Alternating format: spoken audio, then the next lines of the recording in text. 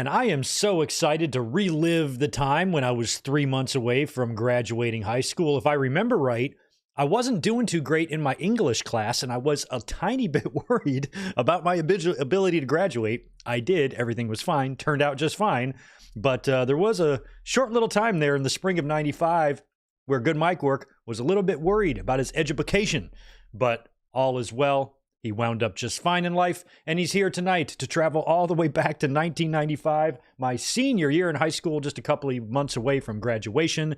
And Uncensored 1995 from WCW is going to be on the menu tonight. Man, we just got done with 6 straight WrestleMania classic watch-alongs throughout the month of March leading up to WrestleMania 40.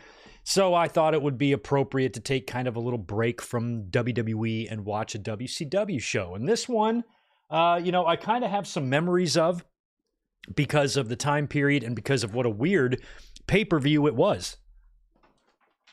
Pay-per-view concept, I should say, that it was, because they were advertising this as a no-rules show. It's unsanctioned, it's unauthorized, it's unbelievable. It was a lot like what WWE was doing with Monday Night Raw, unseasoned, uncooked, and maybe unbelievable too. They had a bunch of uns, right?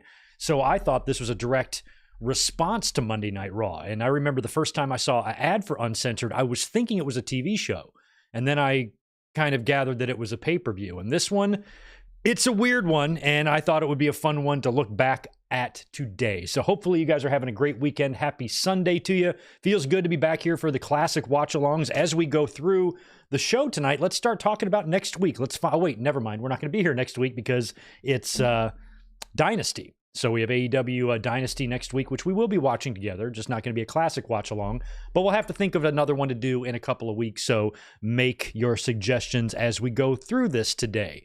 But interested to see what you guys have to say about this show, what your thoughts are on it, if you have any memories or opinions of it at all. This is one of the only WCW pay-per-views that I don't believe I've ever seen all the way through. I've seen a couple of matches.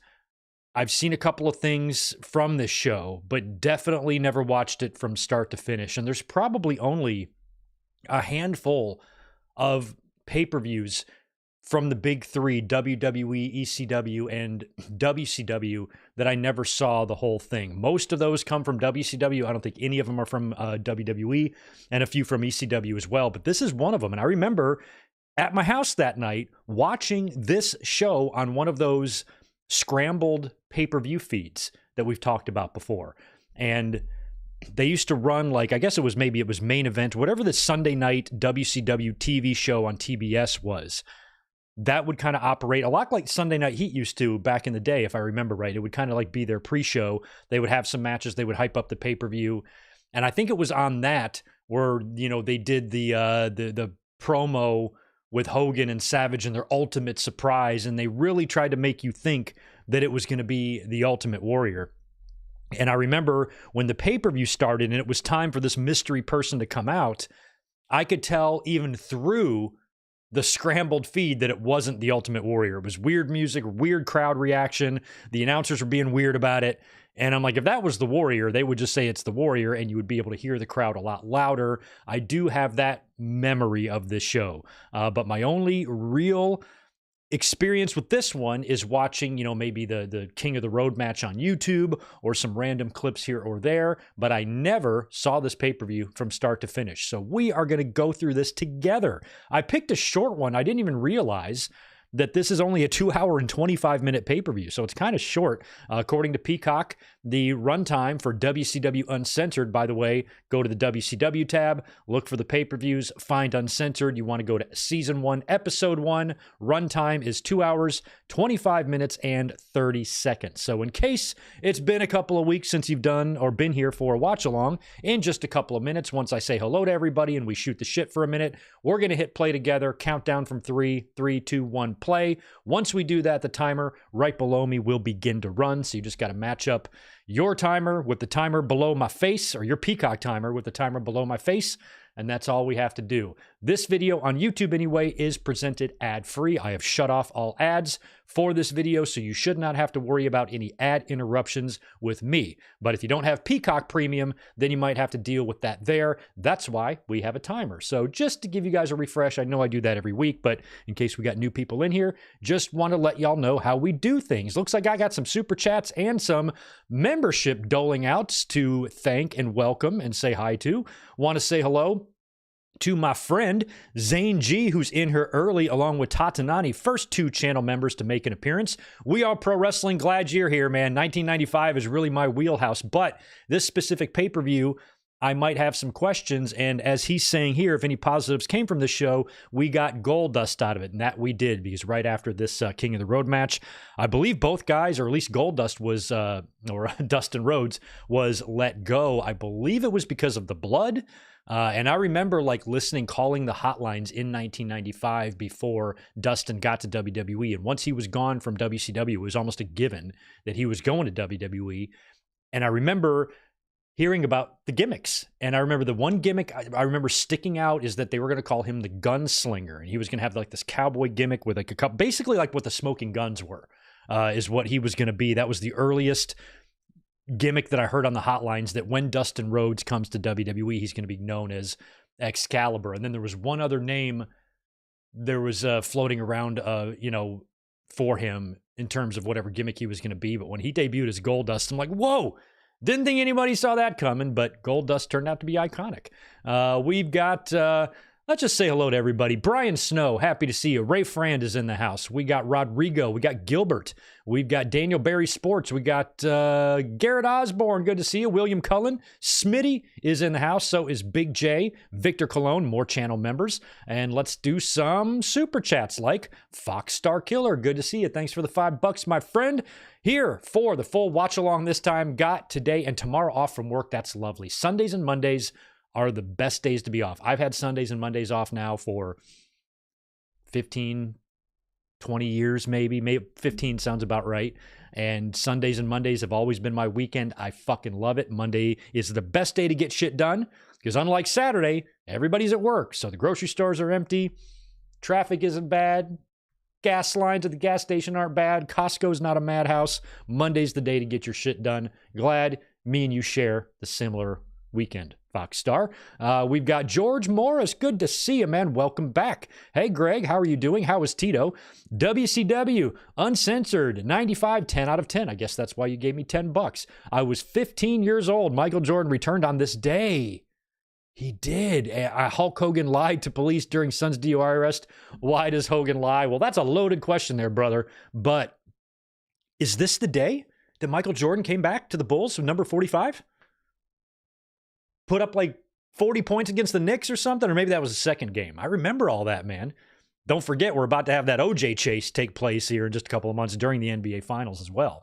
95 was a wild time, man. Wild time. I had no idea it was the same day that Jordan returned to the NBA, and that made me really happy when he came back. Who else we got in the house? Good to see Night Ranger. The Juliet is here. Jay Lambo is here. Brandon McNeil. Oh, I already got you. David Brown, also very happy to see you. We got Angie Law in here. Ricky Zaldivar, Zaldivar. Good to see you too, man. Welcome back. Tony is here. We got Daniel Clark. Not sure I got you. Oh, shit. Brandon McNeil. Look at this. Brandon McNeil. Big thank you to Brandon, who was gifted out.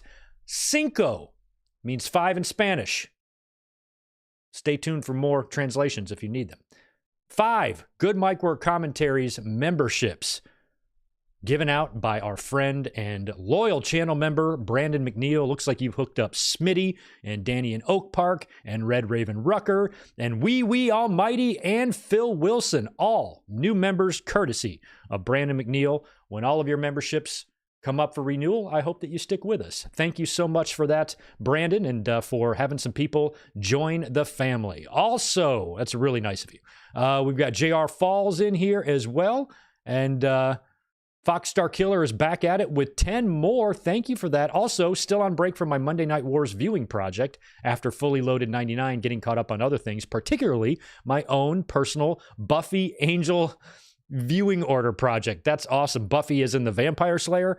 My very close friend and my sister were both big Buffy the Vampire Slayer fans of the show, maybe not the movie with Christy Swanson and Luke Perry, but the TV show. Never got into that stuff, but man, I know it has an audience and I know it's got a following. And, my good friend, she's smart. She's a college professor, super fucking intelligent and loves it. So how bad can it be? But I still have never watched it and probably never will, but I do know that there is an audience for that. And like I said, my sister is also obsessed with it. We also have... okay, some repeat names here. Just want to make sure I got everybody. The Juliet's got 5 more. Eric Rowan canceled indie wrestling commitments.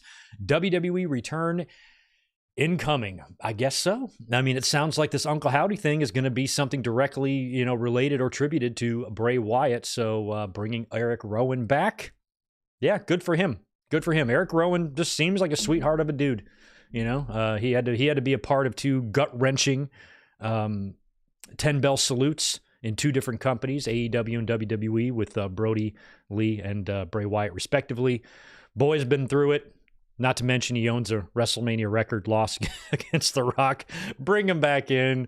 Give the boy some work. I'm fine with it. Eric Rowan's, I'm a fan. Alan Carter, good to see another channel member in here as well. And Jacob A., anybody else hanging out today, thank you so much for the early hellos. Again, the early super chats. Brandon, thank you so much for gifting out those memberships. And right on. I think we're ready to go and fire up some WCW Uncensored. Y'all ready to get uncensored in here? Are you ready to get unsanctioned? Are you ready to get unauthorized? Are you ready to be unbelievable? I am. Let's see what this is about. I didn't even look at Wikipedia at all, so I have no idea what the matches are. I don't even remember. So this is going to be completely, almost totally blind for me. I don't know why Avalanche and Hogan and Savage are the 3 guys on the cover here. This pay-per-view looks like a clusterfuck without even us hitting play yet. So cheers. Let's see how we do. All right, I'm going to get my finger on the trigger. We're going to do a countdown from 3, 3, 2, 1, and then play, okay? Hopefully you got your Peacocks pulled up and you got your play buttons ready. Okay, I am cued. Want to make sure I'm cued. I don't like it when I fuck up. Okay. All right, I'm ready to go if you guys are. You ready? All right, countdown from 3. 3, 2, 1, play. Yes, I did it. Oh, look, it's unsanctioned, y'all. Oh, it's also unauthorized. Oh, and it's unbelievable, and the word is shaking because it's edgy.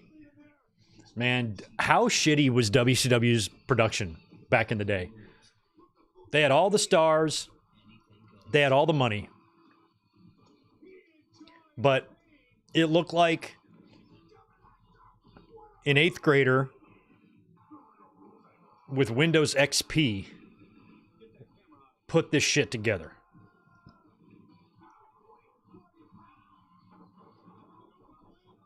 XP didn't even exist back then. The internet barely existed back then.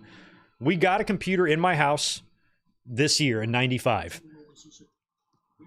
Oh, yeah, they did all the Uncensors in Tupelo, Mississippi. That's right, I forgot about that. Kevin Nash, I'll never forget. Tupelo, Mississippi. I can never see Tupelo, Mississippi written down without thinking of Kevin Nash.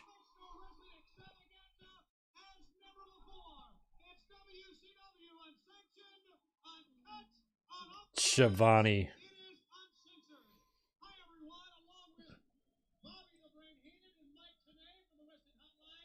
Mike Tenay from the Wrestling Hotline, y'all. That's where he's from.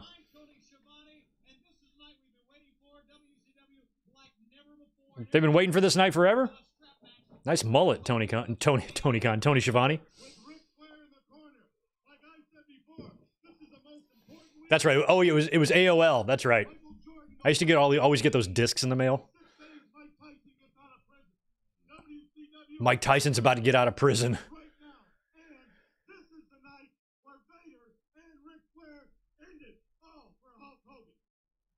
Oh, that's interesting. We Are Pro Wrestling. Hogan main evented every uncensored pay-per-view there was. My God, I don't remember any of them.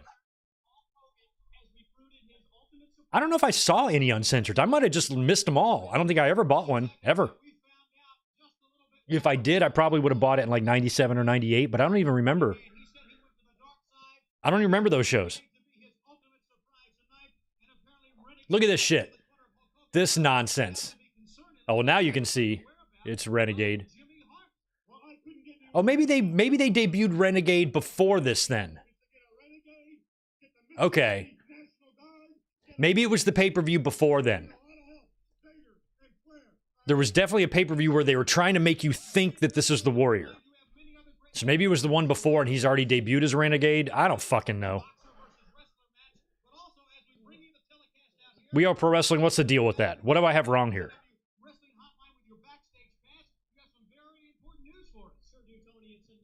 It's the first ever WCW Uncensored pay-per-view, the first ever King of the Road match. And tonight, King of the Road match. WCW will be offering absolutely free the first minute on the WCW hotline, backstage pass, interactive. And this shit too, there was no drones back then, right? So like they had to film this overhead shit, what, from a helicopter? On that King of the Road? Oh look, we're going to it right now, we're opening with it? Oh my god. Fucking Goldust versus Smash in the back of a truck in Mississippi. That just sounds like a game of Mad Libs. Oh my god. They can't even stand in this thing.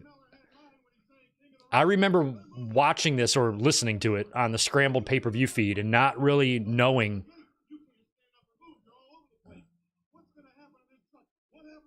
Like, why can't they even stand up? It's going straight. You can stand up on that.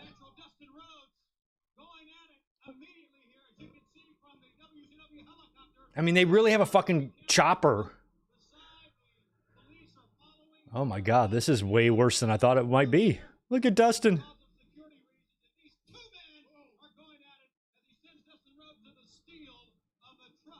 Blacktop bully. Why would there be manure back there, Bobby? Why would... There's nothing but hay and manure back there, but why manure? Oh, livestock. Okay, maybe there would be manure because fucking cows hang out in there or something.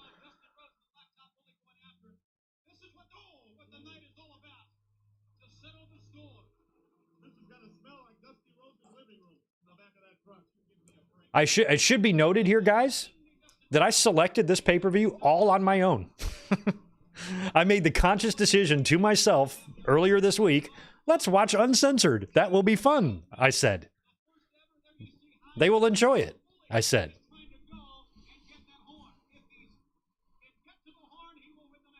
So if this isn't fun for y'all, y'all got nobody to blame but yourself for sticking around. Look at this shit. They're in fucking deer shit, Mississippi, driving down the road.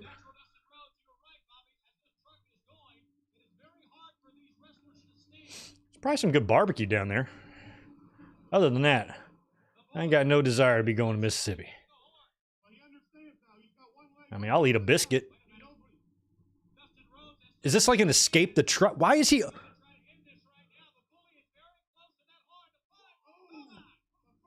Wow, I'm actually surprised he's straddling that as the truck is moving.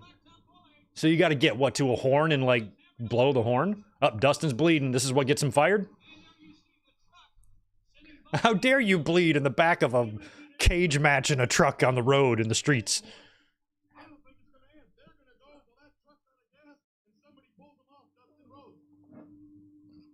I don't remember the build to this. Oh, pile driver in the hay. I'm sure that was effective.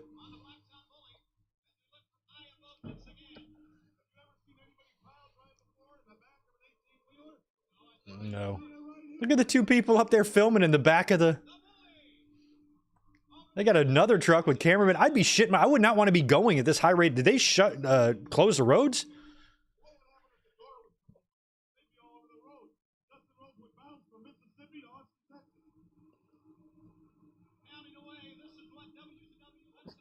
I mean, if nobody got hurt and you could guarantee everybody's safety, it would be really funny if that truck ran off the road right now.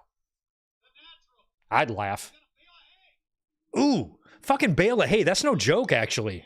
That'll bust you open. What do gay horses eat? Hay.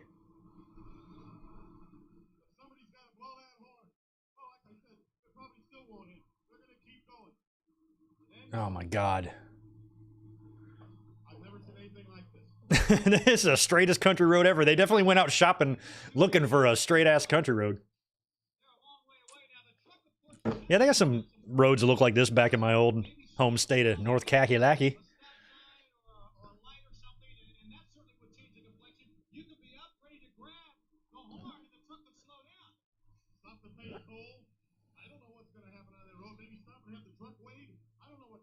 Oh, he's wrapping it. Yes, the crew is definitely in danger. Thank you for... They're all breaking the law in the back of that truck. Well, it's Mississippi. You can probably do anything you want, Mississippi. But I still don't think they can all be back there in the back of that truck like that. Without some sort of harness.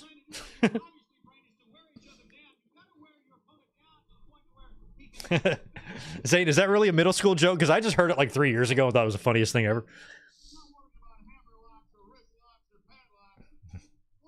Told to me by a gay guy, actually.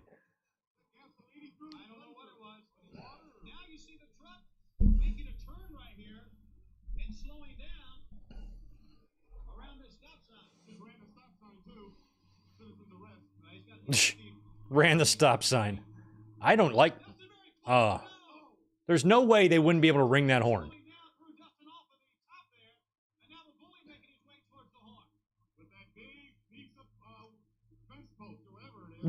Oh my god. Like, do they have a finish line here? Like, does the truck know how far it's going to drive? I mean, they had to rent a helicopter. They had to rent the highway escort, I guess, for this.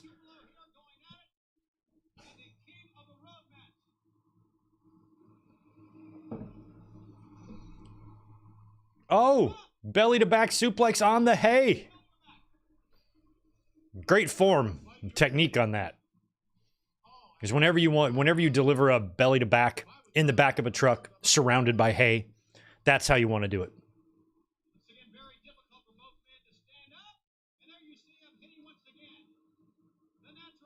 It's one of the first things they teach you when you get to the performance center now. They're like, look, whenever you're in a match in the back of a truck surrounded by hay, you got to make sure you know how to do your suplexes. Oh, and smash fell. Uh-oh, they're at a crossroads or intersection here. What do they got to do?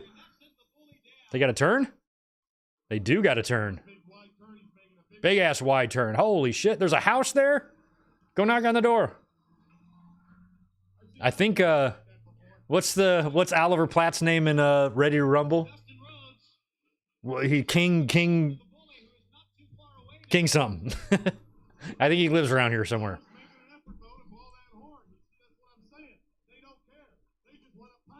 I will rule you. What's his name? Ah, I forgot his fucking name in the movie. You can tear a knee, you can break a neck, yeah. Bully went over the top 2x4. Oh man, I do not miss that landscape. Just nothing but trees and trailers. Holy shit.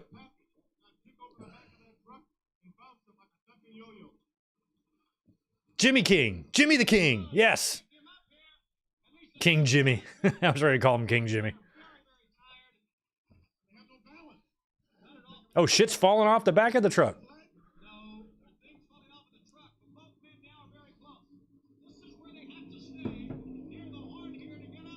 You gotta blow the horn to win?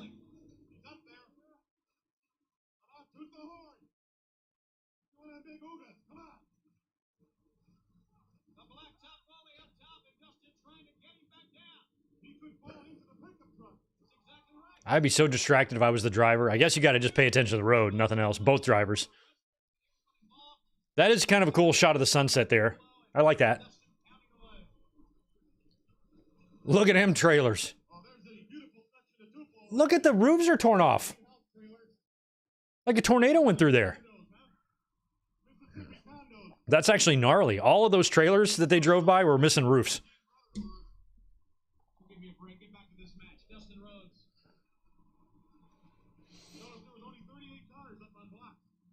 Yeah, Zane, you would think it's uncensored, and yet in the very first match, someone bleeds and they get fired. Your pay-per-view's off to a great start there, Eric Bischoff. Imagine Tony Khan doing a match like this. Eazy-E would shit a set of elk antlers.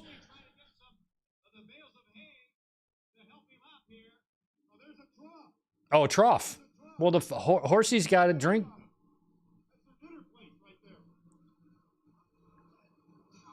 That looked like shit.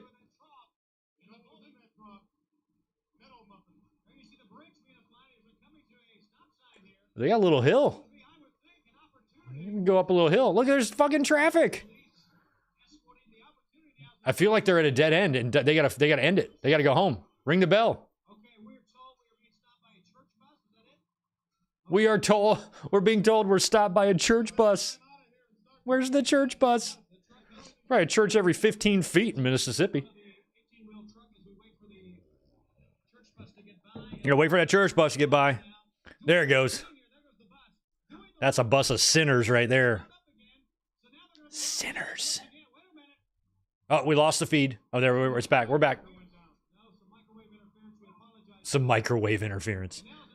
Yeah, somebody's warming up a Hot Pocket and catering. Fucked your shit up. That is actually pretty dangerous for Blacktop or Darso to be up there. I mean, you fall off that, that's serious injury right there.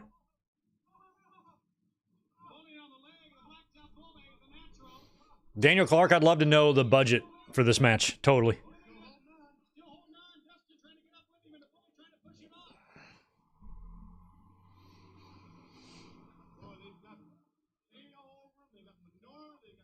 They got manure.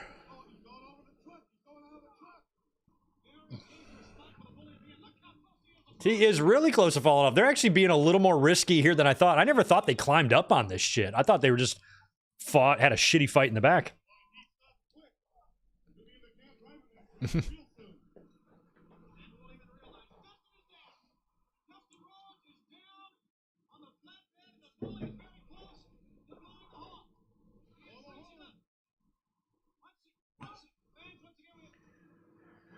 Yep. More microwave interference. Tony Schiavone loves that microwave.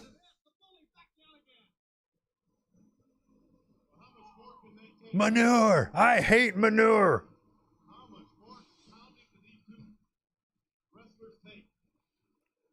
Me choosing a show like this isn't gonna like cause any of you to unsubscribe, right?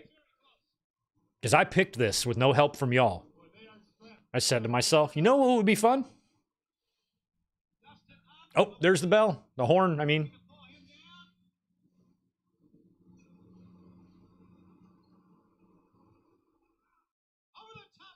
I mean, this is pretty much the last time we would ever see Dustin Rhodes in this way. And this was 28 years ago, man. I mean, after that, he's been in a bodysuit ever since, or briefly. He's wrestled with a ball gag, and he had that brief moment where he shed the gold dust skin in WWE and then made his return to WCW, but that was weird. Yeah, well, Zach, I wanted to do WCW, and I like to keep our watch-alongs consistent with kind of whatever month we're in, give or take. This was March, I believe, but still the same time of year. So it was either this or a Spring Stampede or a Backlash. And we've done all the Backlashes. I checked. I went through my channel. We've done them all. We've done Backlash 99, 2000, 2001, 2002, 2003, 2004. We've done all like the good Backlashes. I think we even did the one with God. So I was like, we had to change it up.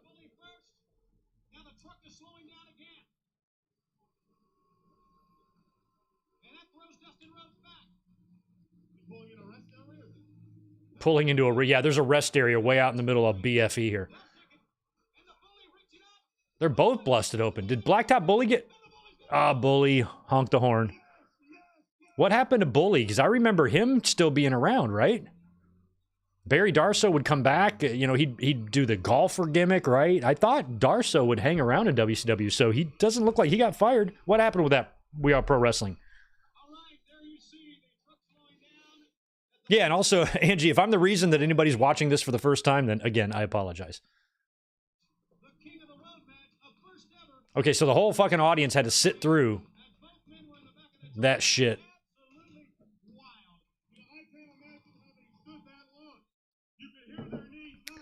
Tupelo, Mississippi. All right, so Blacktop Bully won the King of the Road match, and that is the end of Dustin Rhodes in WCW.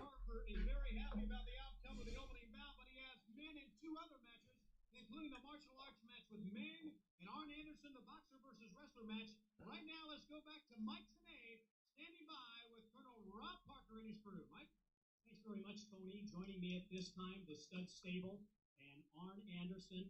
Minutes away, boxer versus wrestler. You hook it up with Johnny B. Bad. Boxer versus wrestler, Johnny B. Bad and Arn Anderson. Who the fuck is that, Ming?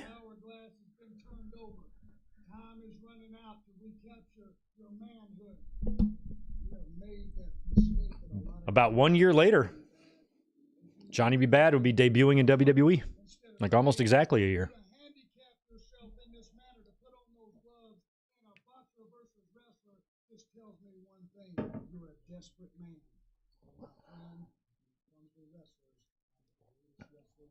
I never noticed that Arn's TV title says TBS on it. I've never noticed that before.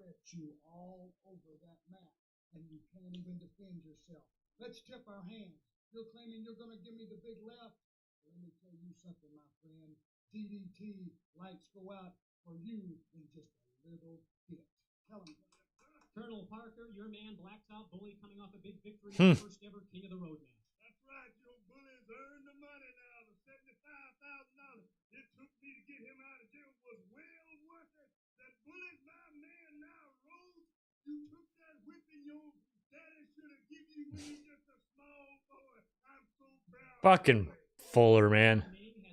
Yeah, I think Arn is the first TBS champion. I think you're right.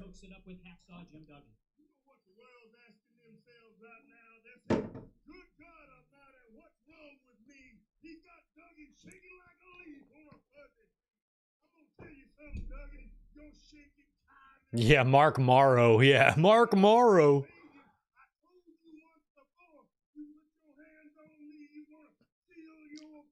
I think it'd be cool if Jacob Fatu, I believe, is already signed.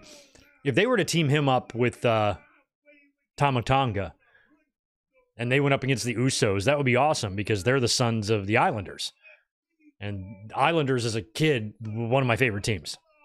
I liked them as heels and baby faces.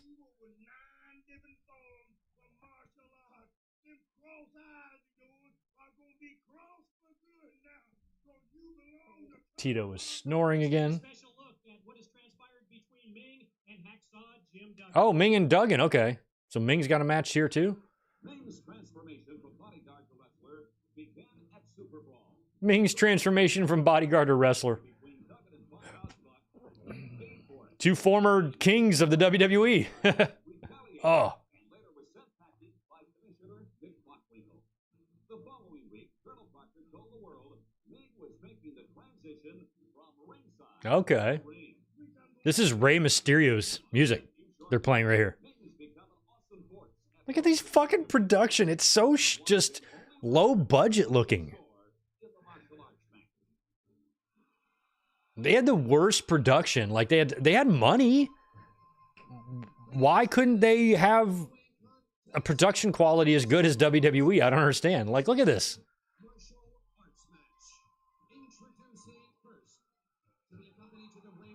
They got major league money and minor league production values. Like, what the fuck? From the Kingdom of Tonga.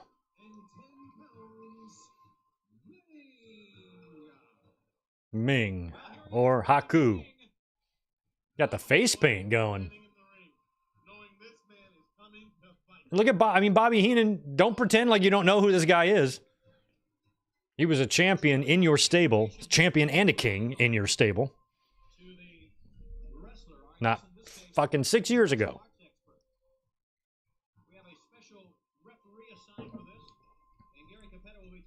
Oh, we got a special referee. Who's this? Is that Sonny Ono?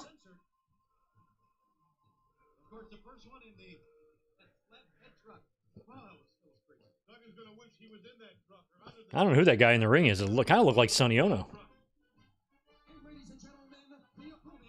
Ah, this fucking guy.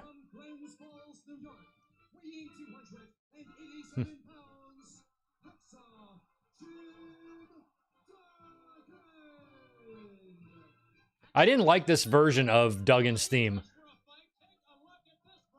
It just didn't have enough energy. Just this patriotic song, whatever the fuck it's called.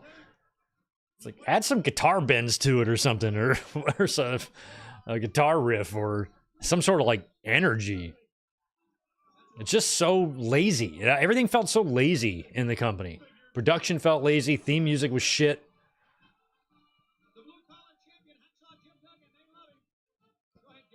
Same year, WWE had Undertaker and Razor and Diesel and Brett and Shawn. Great songs, you know. That is him.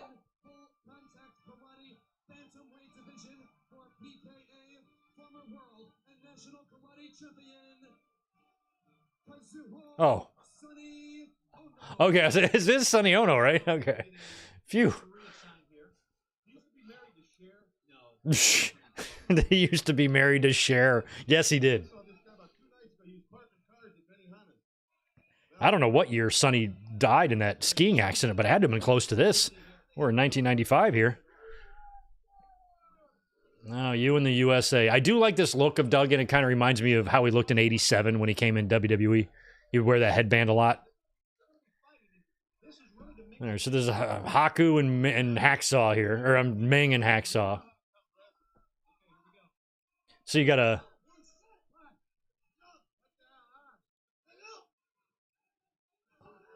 This is just supposed to be a... What the fuck are we watching here? Get off my back, Sonny Ono. Don't you have a laser tag game to fucking pedal with Eric Bischoff or something? Did you have something else to do?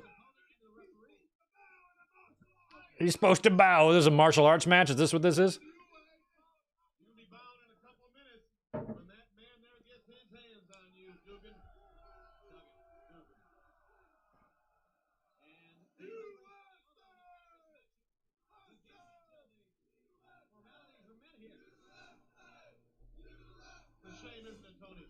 Because this is a martial arts match. Okay.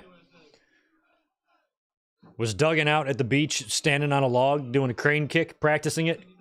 You gotta bow, dudes. God. I'm not bowing to nobody, no way. Fucking so stubborn, you stubborn, dumb American. So stubborn and so terrified of anything unlike them. Oh my God, I can't do it.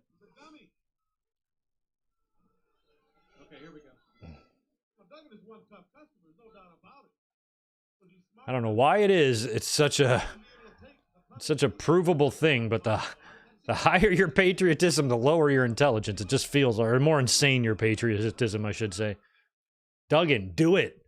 Just play along. There, bow. Good. Okay. Now fight. Like, who cares? Just fucking bow. Like, what the fuck? You don't have to care about it. You don't have to mean it. It's just like when you say you're sorry and you don't mean it. Yeah, sorry, whatever. So you can do the same thing with a bow.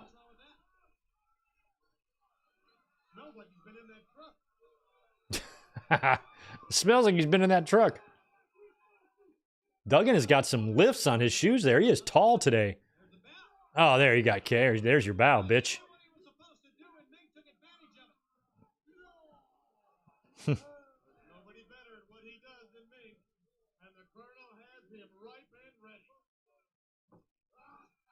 Oh, is that gonna be it? 1, 2, 3. Sonny Ono's gonna be doing the 3 counts here. Sonny Ono and his Cobra Kai gi here. Look at Duggan go. Fisticuffs.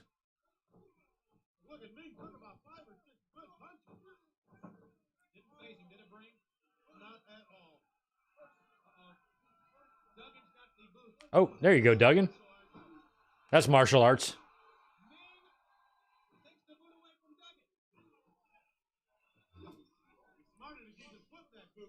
You know what movie I've been meaning to show Elizabeth that she's never seen? It's from the 80s. Best of the Best. It's like a martial arts movie with like Eric Roberts, James Earl Jones. It's kind of like a cult hit. Let me know if anybody in the chat has seen that movie. And like the Korean guy that kills the American's brother and then they fight in the finals and shit. Now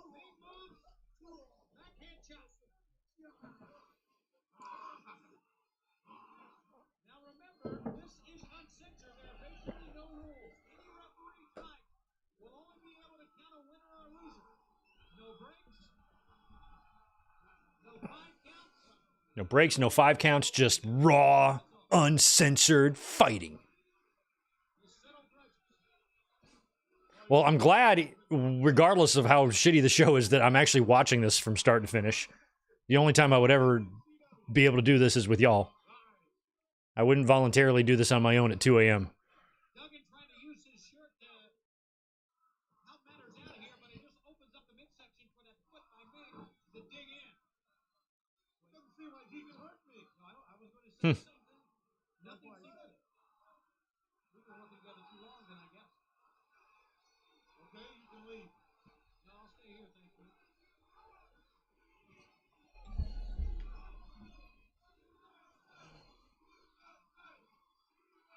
USA chance.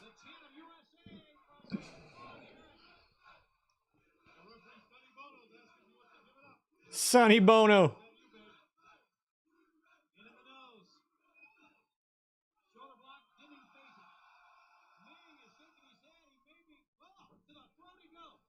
Ming has not been off his feet.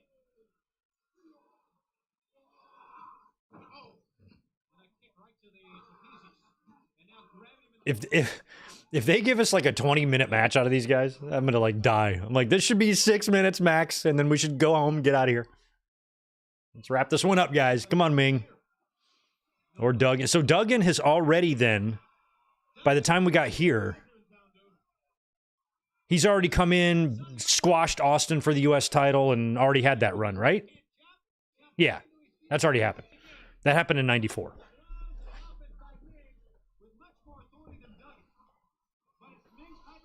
I mean, I remember around this time, though, you know, I was 17, about to be 18. I was pro WWE. I wasn't anti WCW because I still watched WCW, but I was on the WWE camp. And just seeing all of these, you know, it was everybody. Duggan, Ming, Bossman, Avalanche, Hogan, Savage, Honky for a brief second.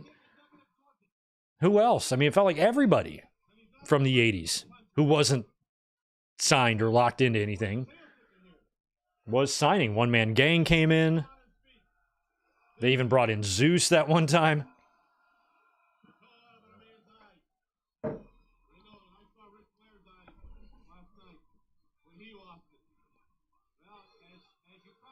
Come on, Duggan.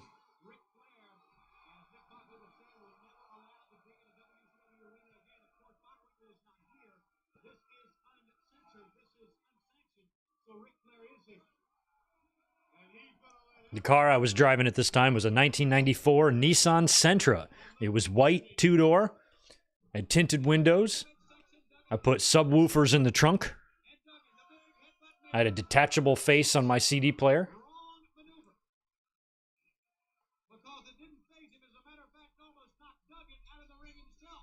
I've never seen anybody have their way with Duggan like Ming has. I've seen Duggan wrestle over the years, and he's beaten a lot of tough competitors. He's held a lot of titles. He's one scrappy kind of blue-collar guy, but I've never seen him like this. Ming is just having his way with it. Oh, Parker choking Duggan. It's uncensored. He can do whatever he wants. Fox Star, appreciate the $2 buy or sell on Jerry Flynn versus Steve Blackman. I'm going Blackman on that one. Flynn was bigger. But Blackman was just fucking... I don't think anybody wanted to fuck with Blackman. You mess with him, he's liable to throw you off a fucking 80-foot scaffold.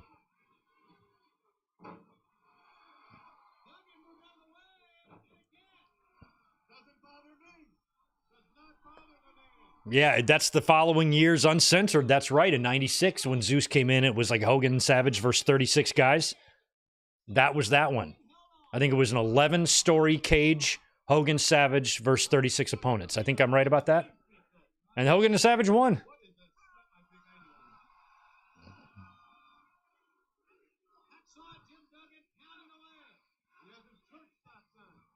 He's got his church socks. Goodbye, Sonny Bono.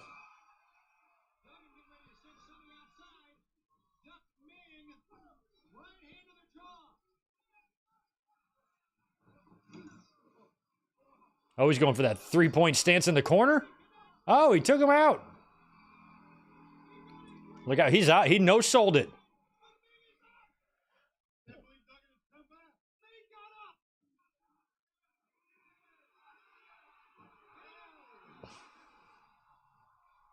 Take out the referee, too.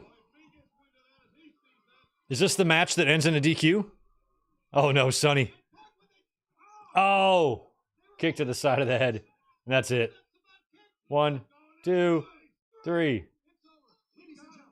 That's the worst 3 count ever.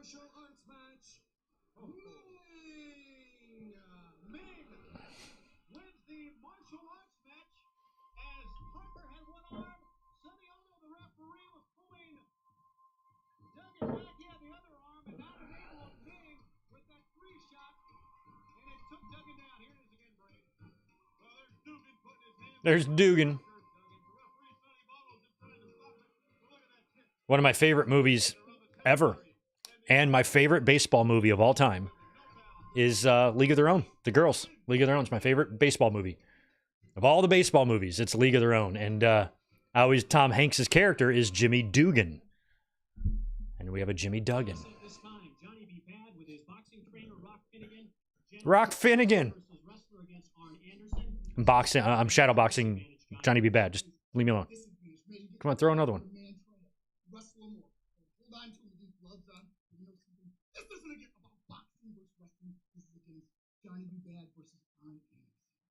Okay. Johnny B. Bad, you look a lot like the Wild Man, Mark Marrow, to me. What's that pet name that you have for the left hand?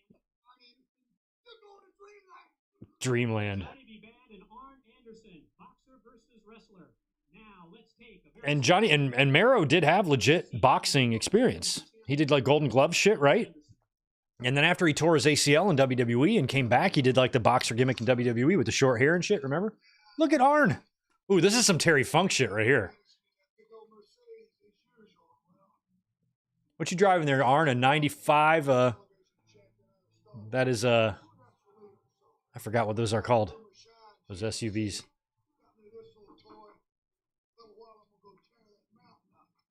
Gonna go tear that mountain up.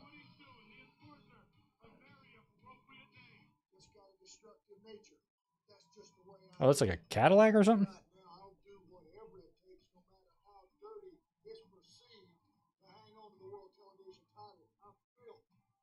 So Arn was like, hey, how about I cut my promo against Johnny B. Bad outside in the wind, in the woods, with my truck?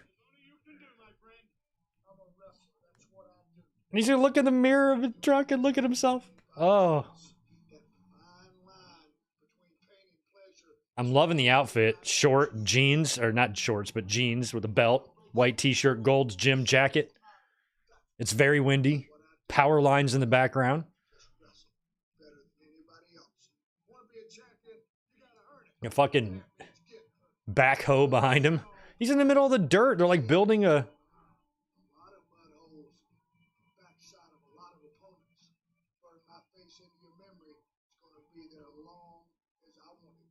Okay, Arn.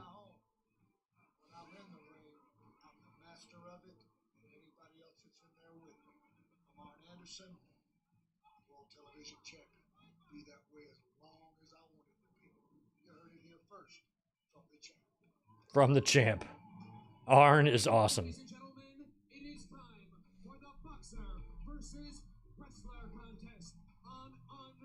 All right, boxer versus wrestler next. This should be interesting. Representing the sport of wrestling. Man, Robert Parker had everybody, didn't he? He had quite the...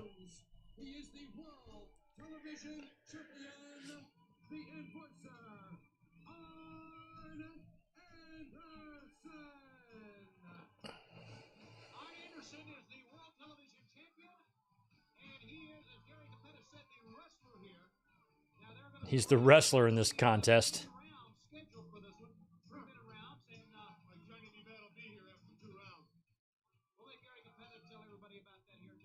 Kind of looks like he's wearing... I want to get a look at the back of his jacket. Turn around, Arn. Let me see it. Let me see the side. Ah, damn it.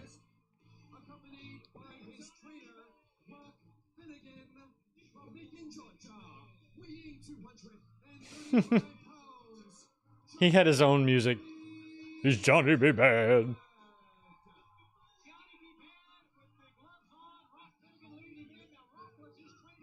I swear that jacket that Arn was wearing looked like a Brainbusters jacket. It's Burgess Meredith.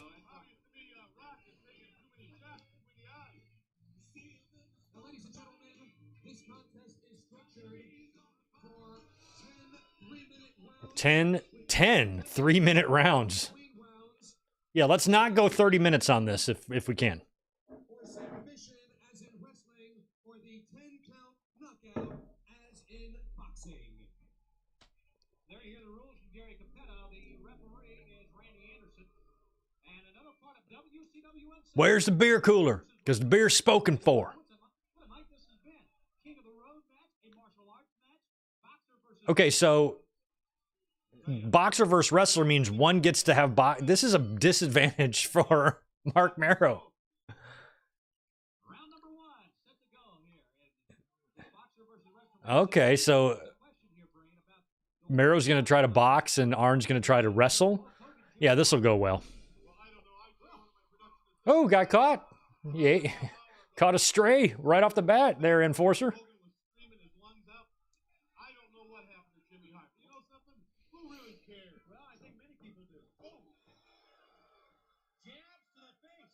Who would you cast in an Arn Anderson biopic? I would probably cast Arn Anderson, actually, now that I think about it. His son looks an awful lot like him.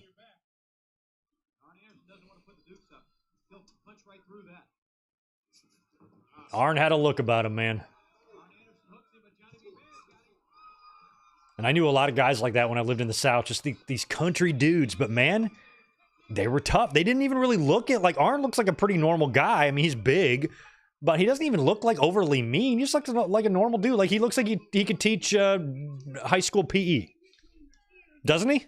Doesn't he look like a high school PE teacher, just like a bigger one? But man, he was tough as nails. I knew a lot of good old boys like that. They just kind of had that look about them. They had that beard and the hair and the accent. But man, you cross them, they'll fuck you up.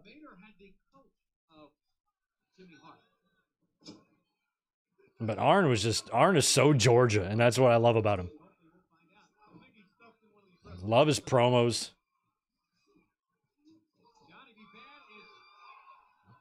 I love that he's kind of like a combination tough guy technician. Those are great Bretts like that.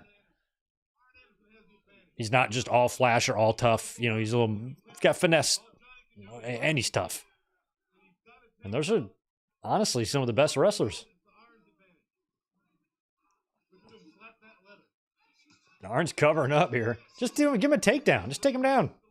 There you go. Knee to the abdomen.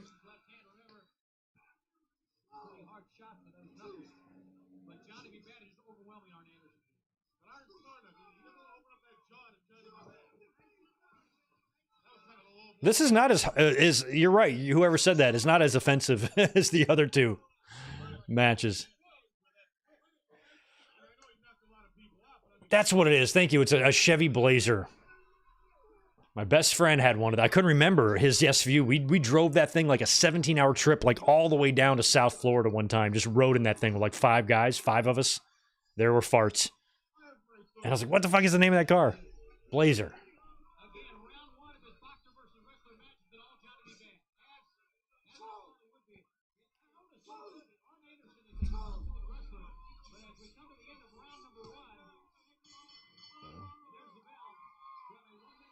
I remember we had this brilliant idea. We had one guy just doing the driving that wanted to. He like volunteered. He goes, I love to drive. I love road trips. I just want to drive the whole way. Let me drive. Let me drive.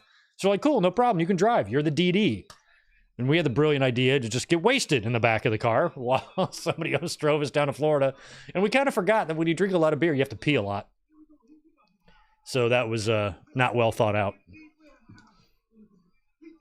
Come on, man. Sweep the leg. That's what Arnold Palmer, Colonel Robert Parker is telling him. He's to sweep the leg. He's Sensei Kreese right now.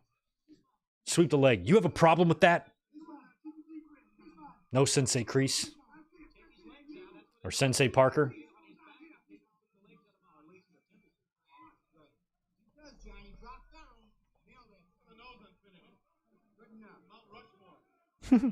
I was arguing a little bit today on social media with Val Venus. He's such an idiot.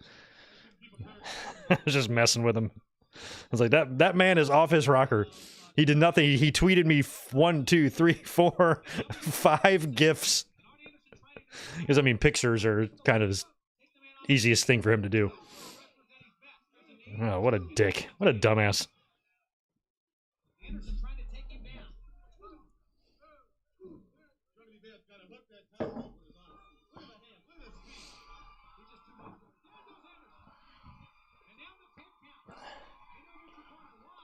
Man, 8-track tapes are even before my time.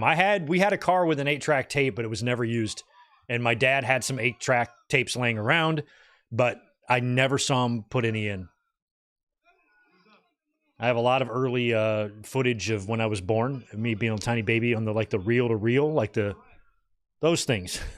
I've got them all. They're like in canisters. When my dad died, I got all of his stuff, and he's got a ton of those movies that at some point I need to go take and convert, because otherwise I can't see what's on them unless you have one of those projection machines, which I don't.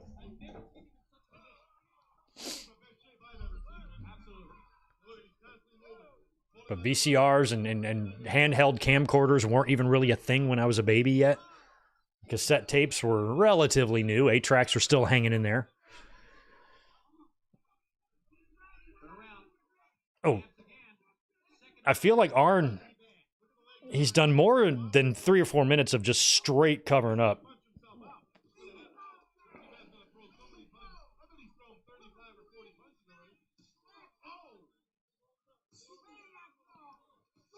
Damn, he's really hitting Arn, too. Arn's down. He's crumpled. If this was a boxing, it would be over. Boxing referees count way faster than this. If you're not up in a couple seconds, they know you're done. 8mm film, thank you. Mike Rouse, that's what I'm trying to think of. I got a bunch of that shit. And I need to convert it.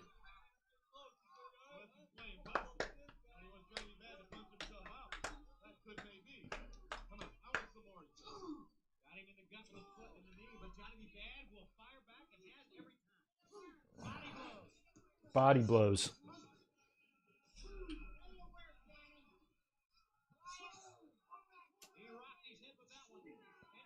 Get out of there.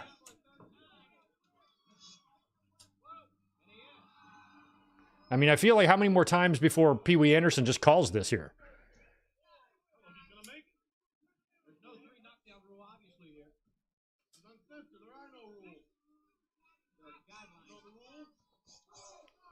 Victor Colon, first so far, this is match of the year. I haven't seen a better match all year than this one right here. Boxer versus wrestler. Johnny B. Bad versus Arn Anderson. A lot of people think it's Cody and Roman. It's not. It's Johnny B. Bad versus... Oh, wow, here we go. Boom! DDT for you, bitch. All right, now start counting. He's got to help Johnny B. Bad. Johnny B. Bad got to his corner before Arn Anderson did, and he's the one that ate the DDT. I do agree. Arn's DDT is as good as the best besides Jake.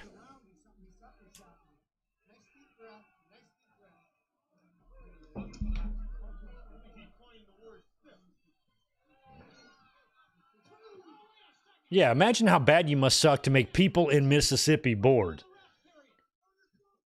This is fucking Tupelo. What the hell else is there to do there? This should be the most exciting thing they do. And you're even boring them. These nice people. Boring them to death. Way to go, WCW. We were still a good 6 months away, I guess, from the debut of Nitro.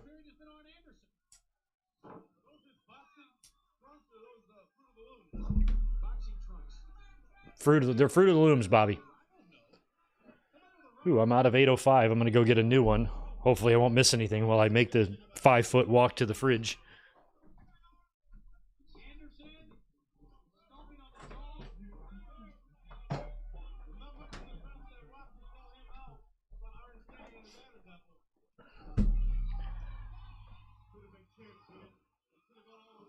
Look at Arn fighting, or Johnny fighting, I mean. Looked like there might have been some empty seats up there in that top row if I got... Oh, no, that was behind the stage. Okay, never mind. I was about to start throwing shade, tweeting hard cam pics and shit.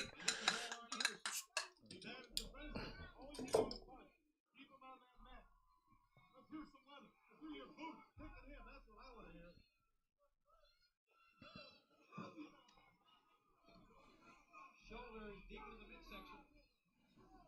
Left hand. Long way from Golden Gloves. Long way from Golden Gloves. Oh my God, Parker's got the bench. Oh, ow. Damn. Nice. Spine buster. I'm definitely rooting for Anderson here. Look at, what's his face? Oh my. Oh Lord.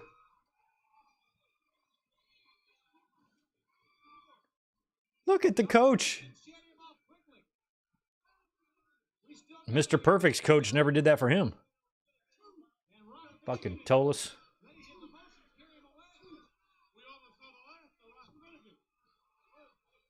Who did Rock Finnegan back up? Did he have some experience with big-time boxers? He must have. Boy, you think you're hitting that lower back with that stool? Choking away. He's gonna need some preparation H. I do understand. I do understand there is no sign still from the locker room area of the whereabouts of Jimmy Hart, Hulk Hogan's manager. Let me see if I can find out what's going on back there. Okay, they're saying that Jimmy Hart is missing. Hogan's fighting Vader in this, I think. Ow.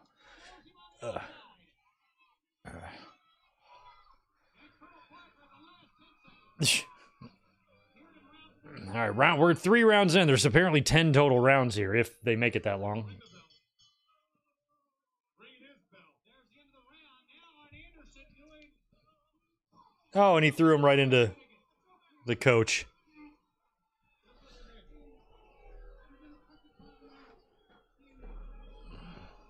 Johnny, take a deep breath. Take a nice deep breath. Yeah, Johnny, now listen. You gotta get this thing over. You gotta get it He's cutting his gloves off. Hold that glove. Easy, guy. Go with that hook. You're not dropping down. Drop down a little. You gotta put him on that hook. Oh, Lord. Apparently here, so Johnny can ditch the glove and maybe use the, I don't know, the hand or something. I'm sure that hand is taped. That hand is rock hard. Oh, Arn's going to slap the corner man. Finnegan. Arn should have, or Johnny should have loaded his gloves with something. Oh, there you go. Boom. Oh. He did hit him. Hit him with the bucket on his head. And they're going to count this? Is this all legal? Okay. It's over. That was funny, putting the bucket on his head and then clocking him.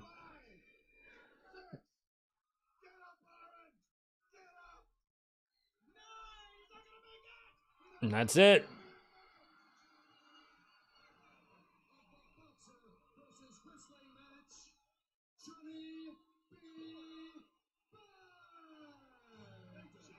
They cheated.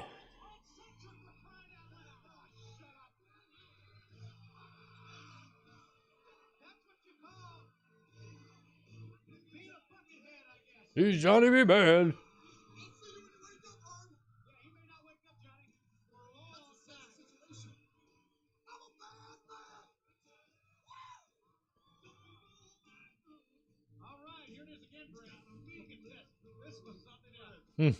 This was awesome. Pfft, God, he hit him too. Arn with the cell, shaking his head. Fucking Arn Anderson, what a legend. What a fucking legend.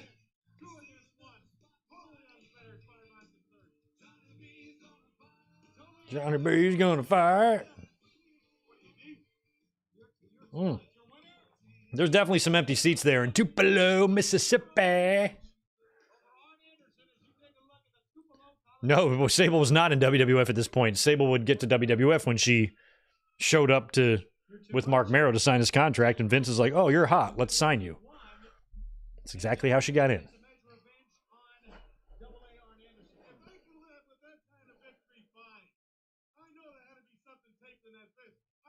Yeah, of course. That's what I said. I thought he should load his fists.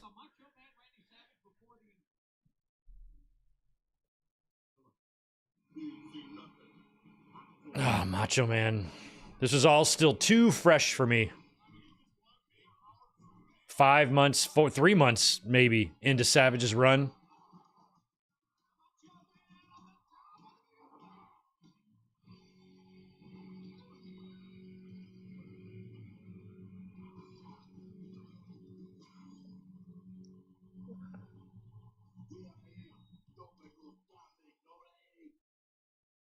Okay.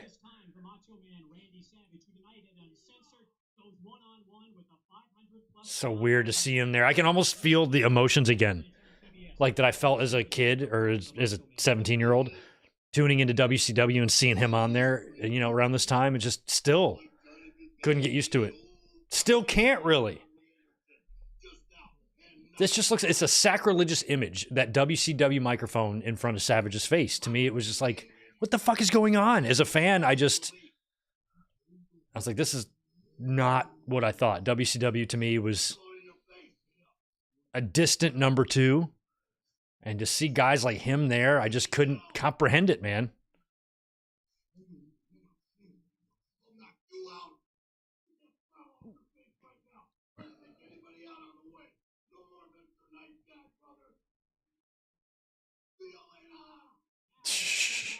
Savage is all over the place. Oh, good. This is going to be his match, and he's taking on Earthquake. Do they have any matches in WWE? One-on-one matches? Earthquake and Macho Man? I don't think they did, because they were heels together.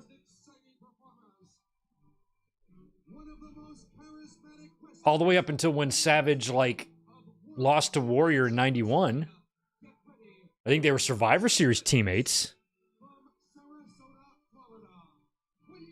But they wouldn't really ever cross paths, I don't think, in WWE. In 92, I suppose they could have, but then Earthquake was in Natural Disasters as a tag team. Savage was babyface, kind of on top, working with Flair. In 93, Earthquake was largely gone. Mostly from WWE. So I never felt like in WWE they ever really met in any fashion.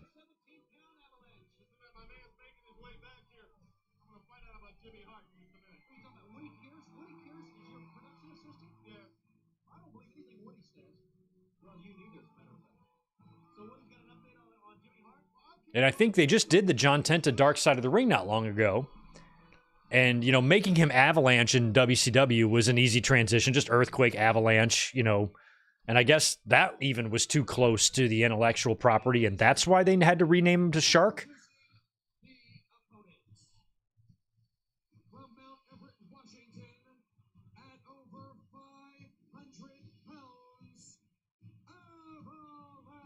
I love the way he would always pose. I mean, listen to this music. It's the same music as WWE. It's the Earthquake music. Avalanche. Earthquakes usually trigger avalanches.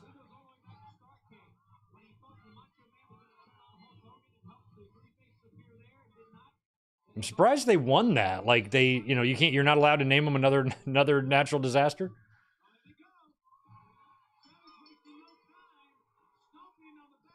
And here we go. Randy Savage and Avalanche. What a fucking match. Avalanche is probably like fucking 32 years old here.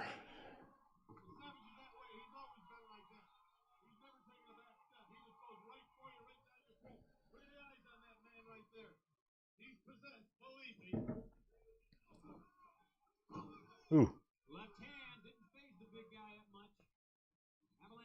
Damn, he's younger. 30 years old. Yeah, Zayn Earthquake was at WrestleMania 10, but again, that was just 1 year earlier. Like to the day. What was the date on WrestleMania 10? I think it was the same. 1 year ago to the day they were both wrestling in Madison Square Garden at WrestleMania 10. Oh, wow. Savage slapped him. Wasn't the date of WrestleMania 10 March 19th? Isn't that the date of this?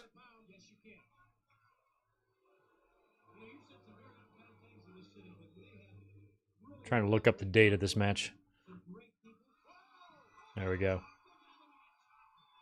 Yeah. I'm pretty sure this is the 1 year anniversary from WrestleMania 10, if my math is right. That's hysterical.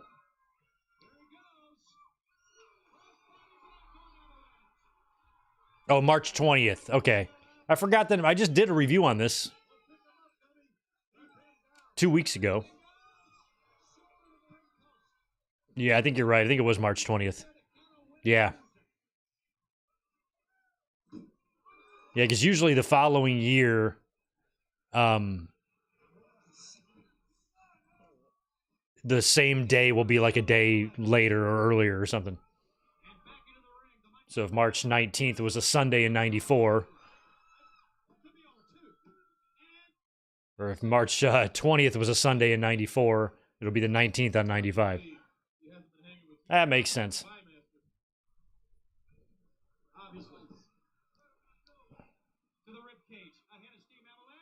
Big elbow. Those earthquake elbows were so good, man. I always had, like, a respect for John Tenta because I always heard nothing but good things, but the dark side of the ring, you know, really made you realize how much of maybe a raw deal he got in life. He seemed like a really swell person. And I think that was the episode where they said, like, nobody came to his funeral or whatever. Like, what the fuck, man?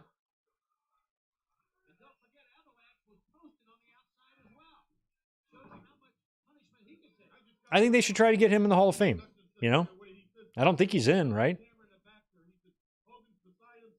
I mean, if Paul Levesque is now hand-selecting every year, you throw Earthquake on the list, for sure. Throw him on there with Bam Bam, Martel, all the other ones still missing. So Jimmy Hart is still missing. You see Jimmy on a milk carton. Have you seen this man? Call this number. Somebody calls. Now, I've not seen him, but I did find a broken megaphone that appears to be covered in blood in the woods in Mississippi.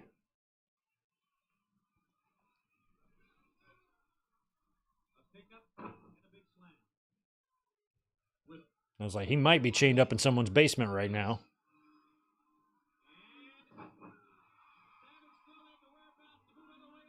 With a whole lot of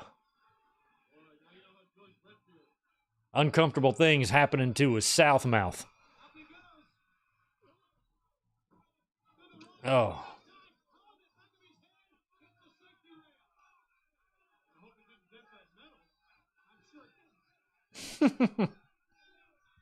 Throw him here sign. He did too. Threw Savage right into it. Oh, these hillbillies call him a fat boy. Ah, fat boy. I'm like, I'm sure your Uncle Ricky is just as big as him. Shut up.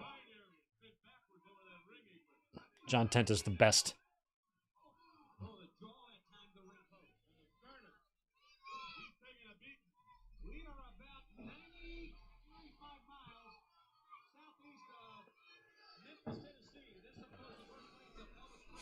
Yeah, Earthquake didn't really like being a heel because he loved kids. Well, he probably had a blast then doing Golga.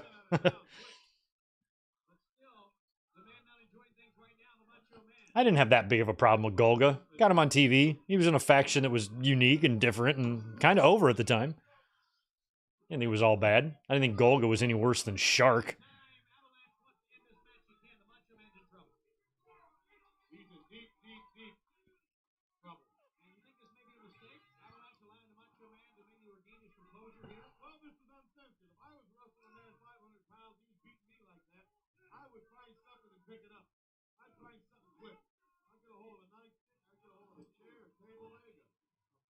Yeah, Vince's shit with Savage is definitely a mystery, although I firmly believe in my heart that had Savage not passed away, he would have come back in as a Legends deal or probably Hall of Fame and DVD project, I think that would have all gotten done. But he passed away. He was on the cusp. I remember seeing him in that toy commercial for WWE. I'm like, it's a start. That's all it takes, is that one little thing to kind of get you back in. And I felt like Savage might follow the same path that Brett did. Just start slow. And then that will hopefully maybe lead to a meeting and maybe a talk about a Hall of Fame induction. I thought we were going to get that. Have Savage show up on Raw, do some appearances, maybe sit in on guest commentary. I was ready to accept that as a fan in 2012. And then, of course, oh, wow. That was kind of like a high cross body reverse bulldog combination, or double axe bulldog combination from Savage there. But it felt like Savage was on the mend there with them.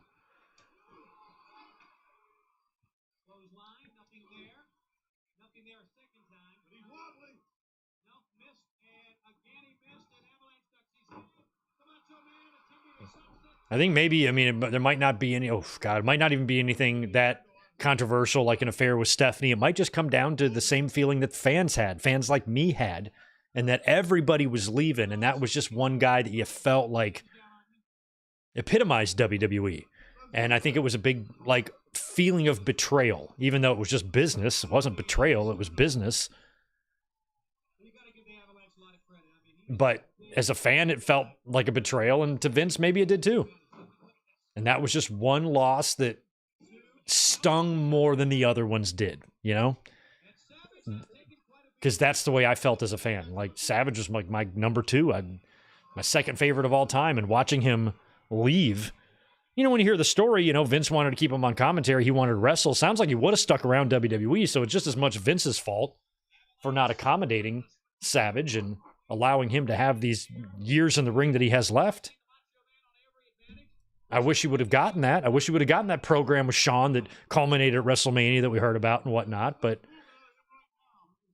was not meant to be, and now he's here. About to get avalanched by Avalanche.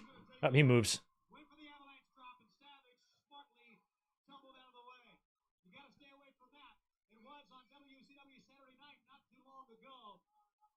I cannot believe how young John... He looks like he's 52 years old. He definitely looks 20 years older than he is.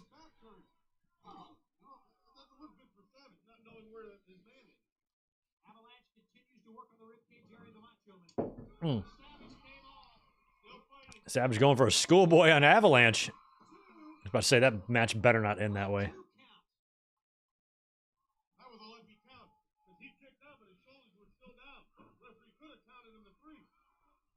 Oh, 2011 he died. That's right. It was 2011. That was the year then, not 2012. It was 2011 when, prior to his death, that I remember thinking, oh, you know, I think the following year, like, they'll do something with him, and then never happened.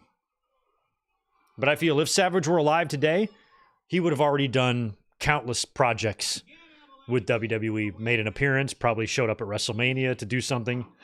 Not wrestle or do anything, but just have an appearance. He probably would have made some Raw Homecoming appearances, sitting in on commentary, shit like that. Trust me, I wish it would have been that way. Would have given me closure. Wow. Oh my God, look how Tenta missed that one. Oh, Savage has got him in elbow drop position here. Smart by Avalanche. Oh, maybe not. Savage is going to pivot. Pivot. Boom.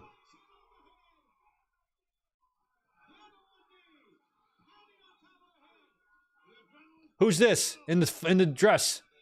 That's definitely Ric Flair. Ric Flair probably volunteers for shit like this just so he can feel himself up.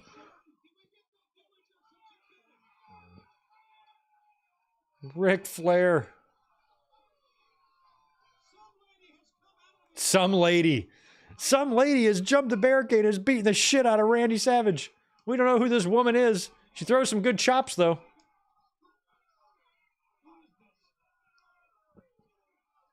She appears to only have one breast. Did someone get... Now remember, this is uncensored, so the match will continue. I know who that is. You're right. That's no lady. That's no lady. That is no lady. Well, who is it? How do you not know who it is, Tony Schiavone? Who do you think it is?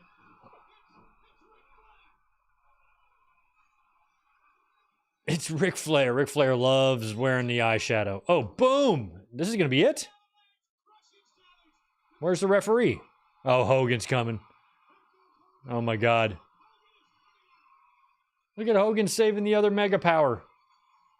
Get out of here, Avalanche. God, Earthquake and Hogan rekindling shit 5 years later is wild. We got John Tenta and Vader in the same company at the same time. We never did anything with that.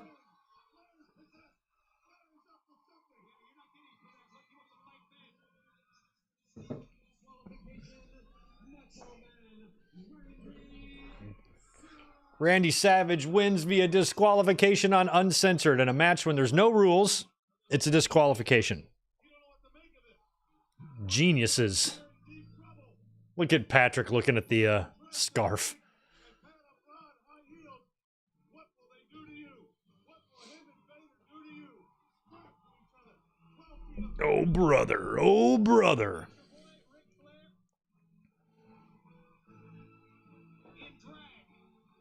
It's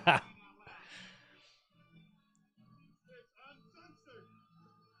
Oh, my God. Ric Flair.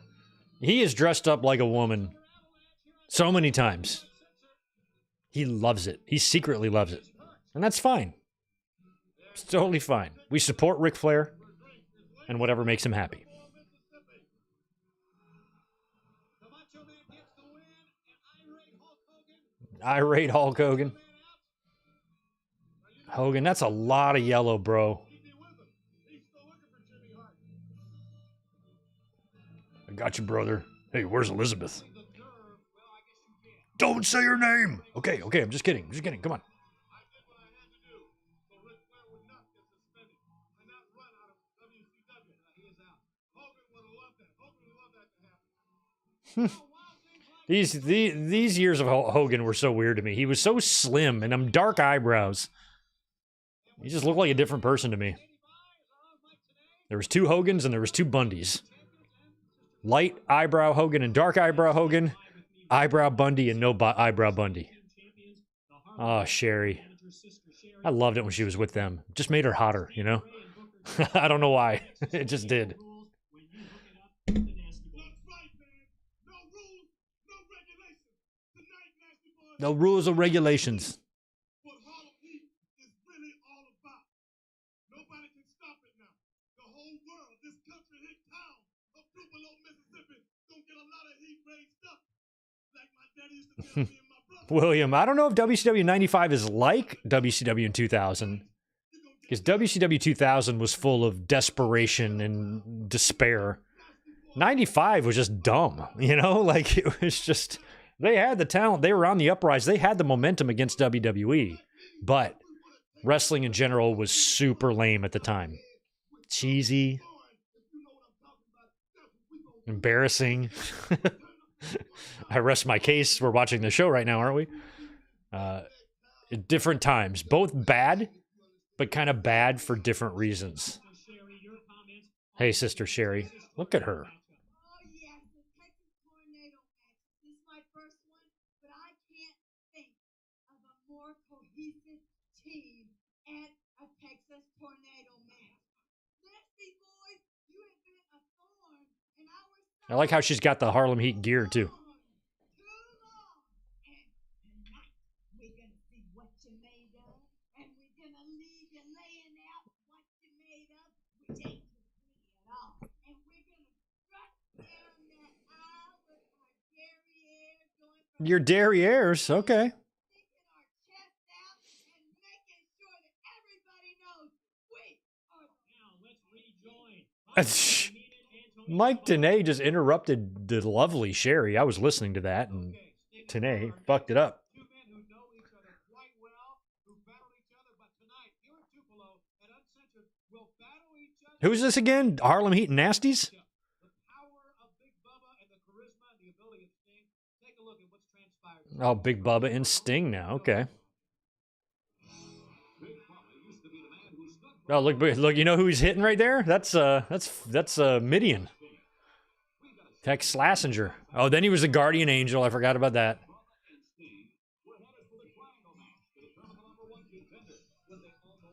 I'm a Guardian Angel. I got to be the boss for one day in this company.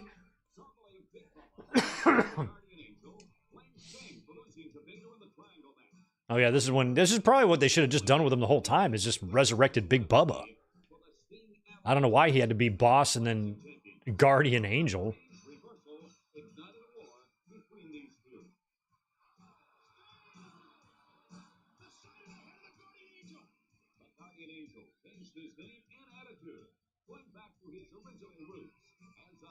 Look at there. Now he's teaming up with Avalanche.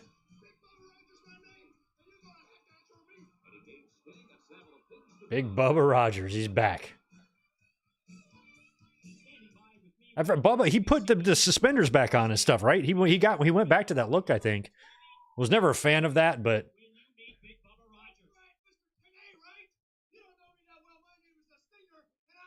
I like the white face paint on Sting.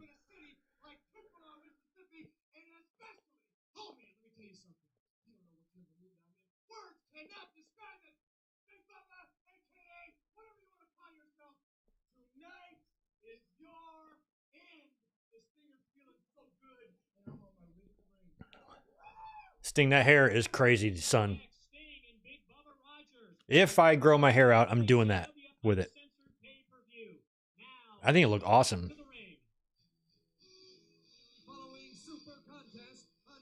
If I get 1,000 likes on this video, I will rap the entire song of Ice Ice Baby.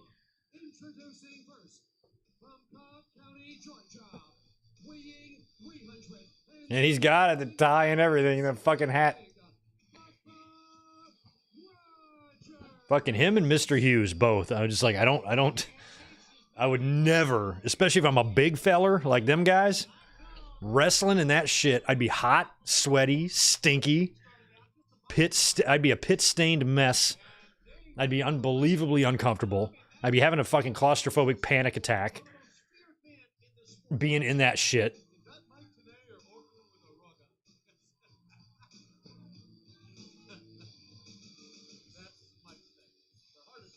I would have definitely had, when they were showing that Bray Wyatt documentary, they were showing when he had to come back as the burned version of the Fiend.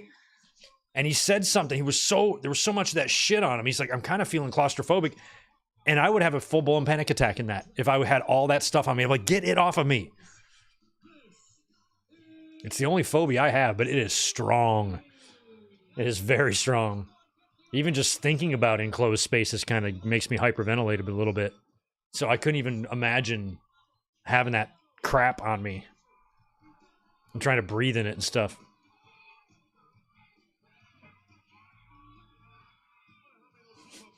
I love so who do we have in WCW that had music like this? It was Sting, Steiners, and Johnny B. Bad that had the lyrics. And Hogan, well, they had a Hogan one, of course. But before Hogan got there, these all existed. He's a man called Sting.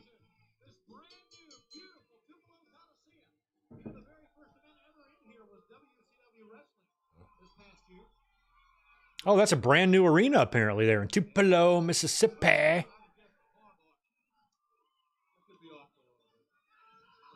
Oh, you just bite his finger? Man, wrestling in slacks and a belt. You can suck it. Ain't no way I'm doing that.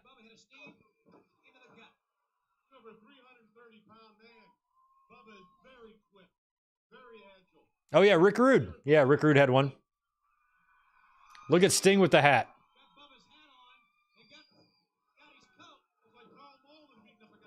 God, Sting had it, man. When he was young and fresh like that, he had a good dropkick, didn't he? He wasn't even super young by that point. He's kind of a veteran by this point, but still. High energy, in shape, prime of his career Sting is really a treat to watch. He brings me back. I always liked Sting. Anytime I saw WCW, he was just super energetic. Felt like a guy. Oh, he just leg dropped the hat.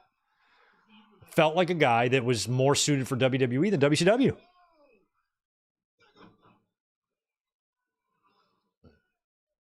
Wonder what would have happened if Sting and Warrior would have just swapped places, you know? I know that, Chef Howdy.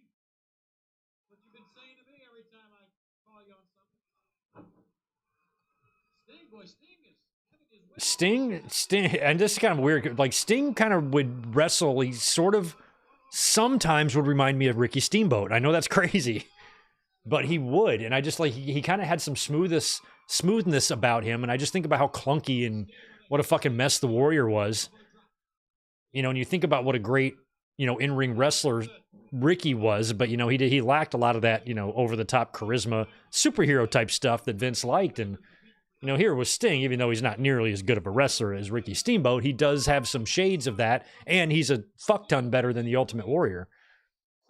I mean, I just think Sting in WWE around 88 or 89, instead of the Warrior, would have been an interesting universe to explore. I mean, hopefully at some point, quantum computing and AI will get to the point where we can simulate that universe. I'm sure you can do it in a video game if you wanted, but like really simulate the universe that, you know, that universe to where it could maybe even predict what kind of a career he would have. Maybe that's technology that already exists now. I don't know, but it'd be a fun what if video.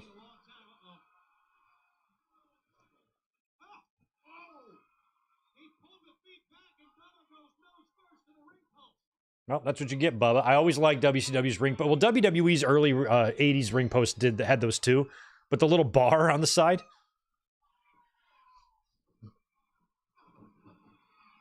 Sting is getting cute. Getting too cute. Bubba's gonna come back. Fight him right where it hurts. I don't know about that. Sting is unleashing quite an offense here. Look at this. You're talking about a score. I remember thinking, or not thinking for real, but joking during the WWE and WCW war that WCW sucked so bad they couldn't afford all the same color turnbuckle pads, so they just used what they had. That's not what they were doing. They were purposely doing that, but I like to tell myself that. That's what tribalism will do. It'll make you believe stupid shit. Just like 90% of the wrestling audience does now. They will make themselves believe anything if they hate something bad enough. Oh. See, and Bubba was going to try to use that bar to swing around and wrap around. I think he missed, though. Ooh, oh. Caught him. Help me out. No, wait, I don't think so. Did Sting wrestle Flair on the first Nitro? Or did Sting wrestle Big Bubba on the first Nitro? Is this the match that happened? What was the match in the ring when Luger came out? We Are Pro Wrestling. Oh, Sting Undertaker in 91. Hell yeah. Sting squashing Honky. Yeah, think of Sting and Rude, man. And then Sting Hogan Ultimate Challenge. Yeah, just basically, that's all you have to do, really. You don't have to rebook it. All you have to do is put Sting in the place of everything that the Warrior did.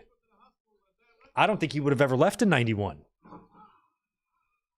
I think he would have been there. I think he would have been skyrocketed to the fucking moon, man. Vince might have seen his meal ticket past Hogan that he didn't have with the Warrior. And WrestleMania 6 could have been a whole different thing.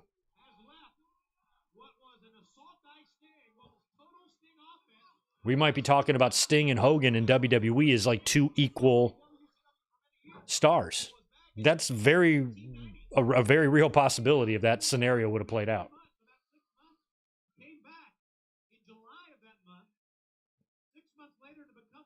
Sting wasn't perfect, but he had respect a hell of a lot more than fucking Warrior did.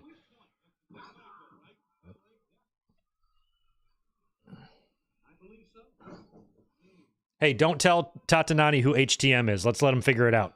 Ah, fuck. Never mind. We Are Pro Wrestling spilled it.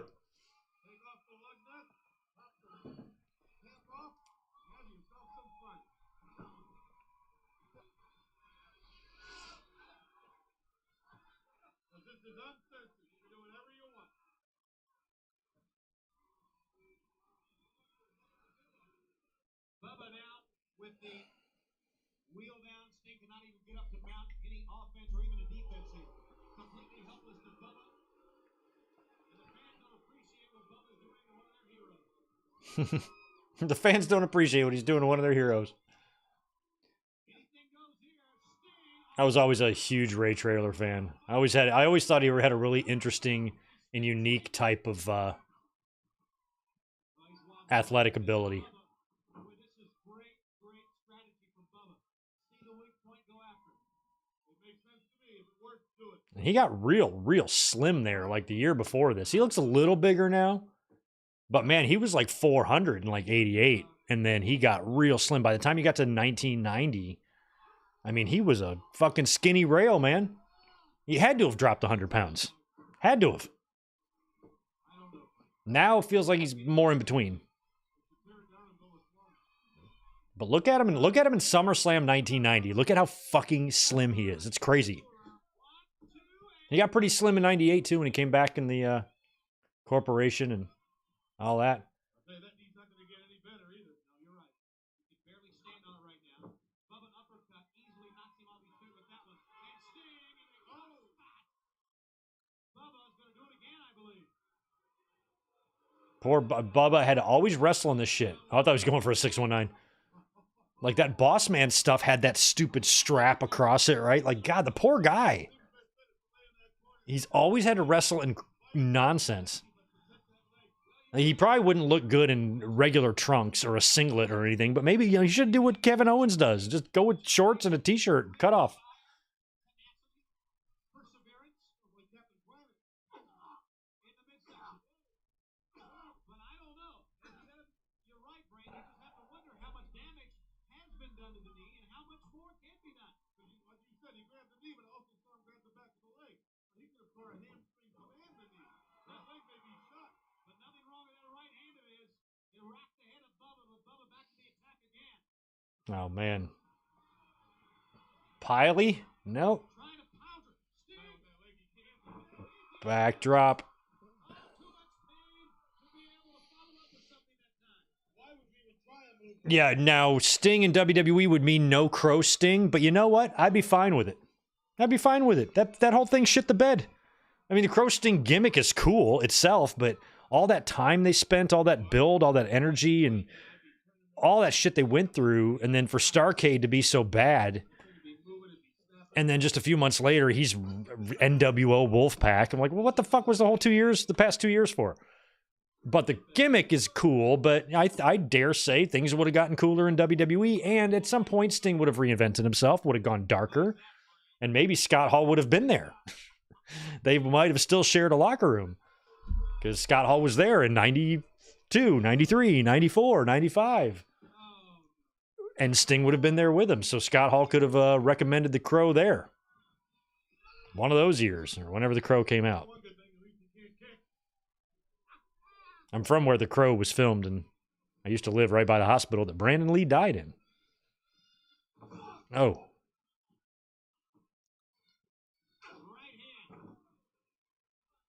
But yeah, man, forget. I think if we did any fantasy booking of Sting in Warrior's place, it would just have to be after Warrior left, And you'd have to wonder if Sting probably would not have dropped the title to Slaughter. He probably would have been fucking crushing it. And they might have done a rematch at WrestleMania 7, Sting and Hogan in the LA Coliseum, 100,000 people.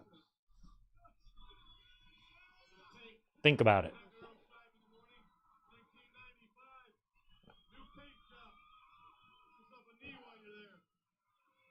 I would have done a trilogy. Sting wins at WrestleMania 6. Hogan wins the title back at WrestleMania 7. Sting retires Hogan at WrestleMania 8. 3 WrestleMania main events in a row. 6, 7, 8. Sting wins 2 to 3. They each win the title from each other, but then Sting gets the last laugh retiring Hogan. They hug. The pyro goes off to close out WrestleMania 8. Oh, man, that'd be great. And then later that year, Sting, current WWE champion, man who retired Hulk Hogan, holds the title to WrestleMania 9 and taps out to Brett and the Sharpshooter. Oh! Bubba did not. Yeah, he slipped off the top rope. I'm glad that wasn't worse than it was. Well. All right, well, they shook that off rather well, but that was pretty ugly botch there by Bubba. A Bubba botch.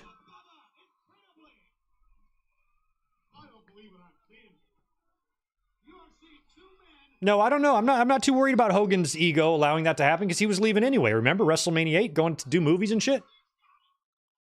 That probably all still would have happened. Steroid scandal still would have happened. WWE might have made an effort. Sting's not too muscly, but he's big.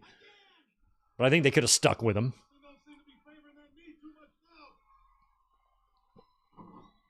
Ooh, jawbreaker.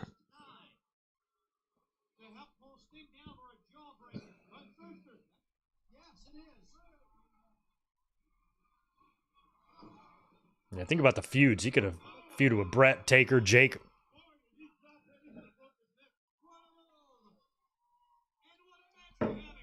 Shawn. Don't forget about Shawn. Sting and Shawn at WrestleMania 10. Maybe 11. Boom! Stinger splash. Is that going to do it? This is a long-ass match. But you know what? It's 2 Hall of Famers, so whatevs.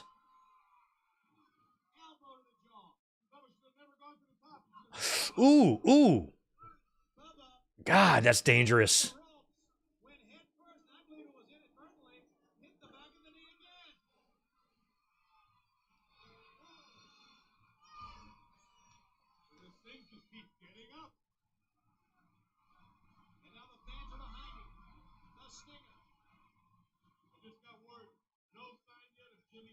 Still no Jimmy Hart. We're still looking for Jimmy.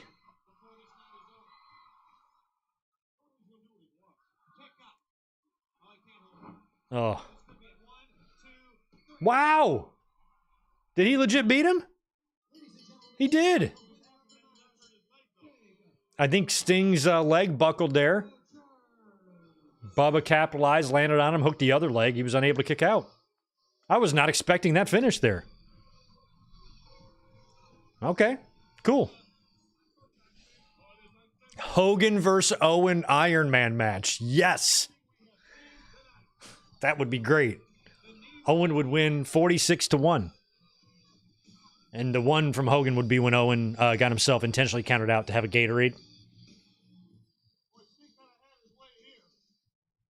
Oh, wow. That was a crazy German. Suplex City. Big splash. Oh, I wish he would have been in WWE. Imagine that.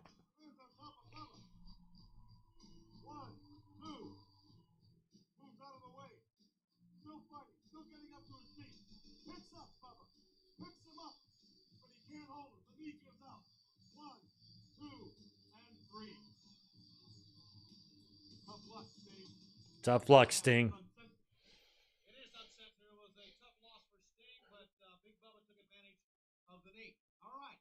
As we come to Tupelo here in the month of Tupelo, Mississippi. review will be in the month of May. And it will be our annual event where we not only have great wrestling action, but we also have inductees into the WCW Hall of Fame. It's Slamboree. Oh, okay. Did we watch 95? What was the one with Cody? We watched that last year, I think. We watched the Slamboree. We've watched 1 or 2 Slamborees. We got to beef up our WCW library. I mean, if I'm on YouTube for another 20 years, eventually we will do every show. If we do 1 a week for 20 years, we'll get there. I'll be 66. 66 and sexy. But I'll be here.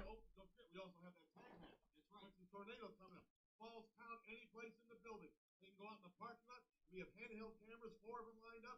They will follow the action no matter where it goes. Between the Nasty Boys and World Tag Team Champions Harlem Heat, and they know each other quite That's well. right. So that's that tornado tag, that Falls Count Anywhere shit that's coming up. Oh, good. Look at this. We're getting a video package. Oh, Sister Sherry.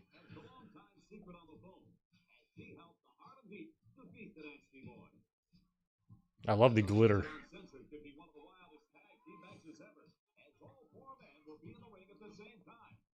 I've been putting off Bash at the Beach 2000, but eventually we're gonna have to get to it, right? I'd rather not watch that. But we probably need to do it. That last month at Super Bowl, the Nasty Boys had apparently won the World Tag Team Championship. But a referees conference led to a reversal. A referees conference. The Harlem Heat held on. Sags announced feel the Texas Tornado match This music. measure of revenge. Listen to this shit. Think about WWE at the time, what they were playing. Nasty Boys. With those great production themes, you know? Those epic cinematic production themes. And WCW's playing. Dun, dun, dun, dun, dun. They fucking suck. They suck so bad.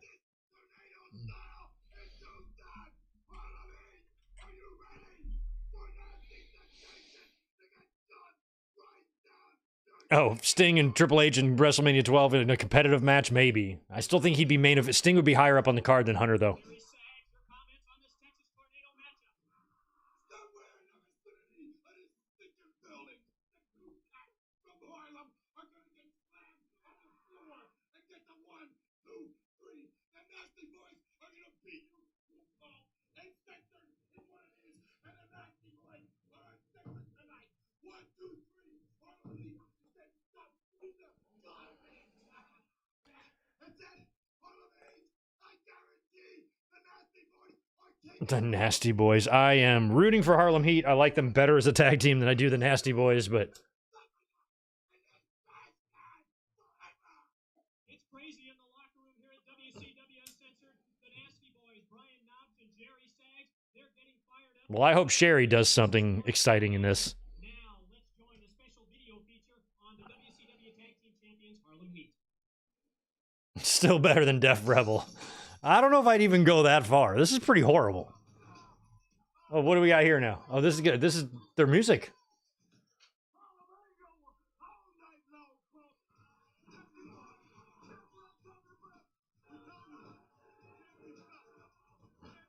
Look at this. Like, look at this shot. Like this is their highlight footage. It's like 8 frames a second. Ladies and gentlemen, the following contest, the special Texas Tornado match. It is set for one fall. This is one of the better themes they had. By Sister Sherry. Oh, is it Sista with an A? I hope so. I think it is. It's Sista Sherry. Booker T. Harlem Heat. Well, she's calling out Harlem Heat. There she is. Come on. Where are they? First Stevie Ray Booker T. She goes, well, I'm out here. She gonna do this by herself? She gonna pick up those Nasty Boys? I like her glasses. Anyway, no idea. I don't. I love that they're not coming. Oh, they must have already gotten jumped, I bet. Jimmy Hart's missing, and we see no Harlem Heat. They're here. They're around. Don't worry. Unless the Nasties jump them on the way to the ring. That's You're what aware of it. All 4 men will be able to go out at the same time. All right, Gary. Hey, ladies and gentlemen, the What's crazy is how similar Nasty Boys theme in WWE was. I guess Jimmy must have made them, and he just made a duplicate here. I mean, they sing in this one, but the beat is the same as WWE.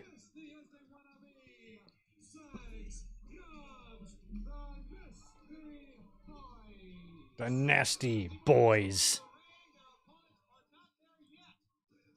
Wrestling definitely pretty uncool at this time. I had a like when I was in the 9th grade. I remember talking about wrestling in the lunchroom because I remember everybody asking me about WrestleMania 8 the next day at school. But by the time I got to be a senior, man, I was not advertising my my wrestling. I talked a little bit with the basketball team. Some of those guys like wrestling, but it was very vague conversations. I wasn't, I definitely didn't let on to the fact that I was a fucking raging lunatic fan. I can't let DeMarcus know that. I'm already lucky enough he thinks I'm cool. I'm not gonna ruin it. Oh, there's Harlem Heat. It's uncensored. They can do anything they want.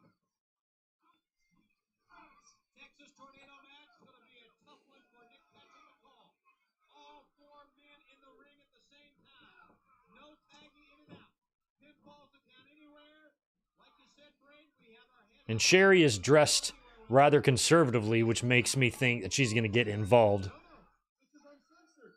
They can go anywhere. They can go in the men's room, the women's room, any room.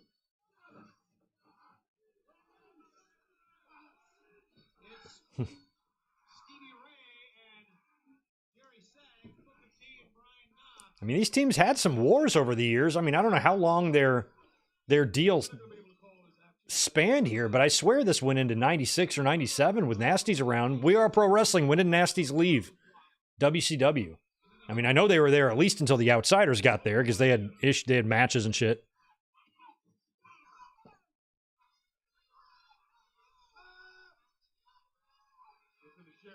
Sherry is screaming. Never shuts up. Sherry's the best. That's why she's the lady she is.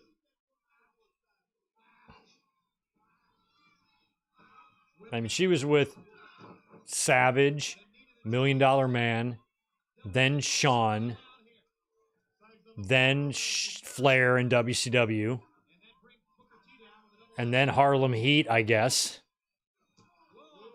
She's been with some stars, man. I'll tell you, physically, the Nasties don't look to be in as good a shape as Harlem Heat. But they will stay with you all night long and fight as long as you want. Okay. Oh, yeah, I forgot about that shit. Yeah, the lawsuit. Oh, Spike Pile. Oh! I was about to say it looked like shit, but then it looked kind of good at the end. This is sloppy as all fuck. Get out of the ring and go brawl in the popcorn. Y'all need to be in a popcorn. No more in the ring for you guys. You're even putting the Tupelo crowd to sleep. Apron now.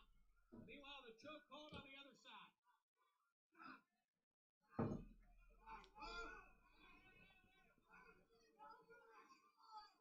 No rules. Come on. They're setting him up here. Foot to the face. How did it make a difference if his face was messed up? Didn't really phase Jerry Sags. Snap there. Oh, really? Is this... What is the... Oh, man. Dark Side. What was the last episode? Trying to remember which one we just watched. The people are just caught up in it. They can't watch all the action. The first flurry of offense by the Nasty Boys. Elbowed in. Ha, the first flurry. All right, I'll be back in a second. Hope I don't miss anything.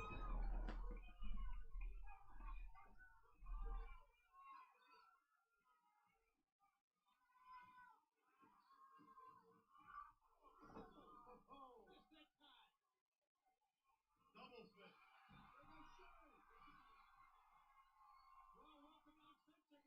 Well, welcome to Uncensored there, sister. Talk about buns of steel. Oh my goodness. Jerry gets a pit stop for good measure. And there she is in the ring. Well, that'll ruin your makeup. Permanently. Soap has never touched those pits. I wouldn't Guarantee that. You may be right. Jerry Sags could have Garbage all over the man. This is uncalled for. He's painting him. on the outside. Like we said, pinfalls count anywhere. And Sags and Stevie Ray are headed back towards the open area we got here. Oh, good. Finally. We're finally outside of the ring now. Oh, good. There's the popcorn. See, I called for that. Ask and you shall receive. Refreshments. Elizabeth is on the other side of the wall, and I wanted to go say goodbye to her before she left. Watch out for the cold drinks. Okay, they're hitting. They got cotton candy. We are in the midst of a food fight here.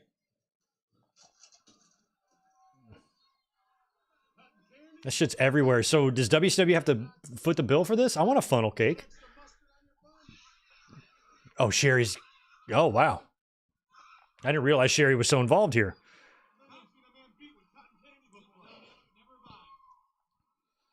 Sherry looks like she's wearing wrestling gear. That's good. She's fighting everybody. Haven't even gotten to the funnel cakes yet, thank goodness. But there is a concession stand food fight going on in Tupelo. Oh. Oh. Oh, they're all falling. Knobs and Booker both slip. It's slippery as all hell on the floor. Watch out, Sherry. That outfit is hot. Look at this.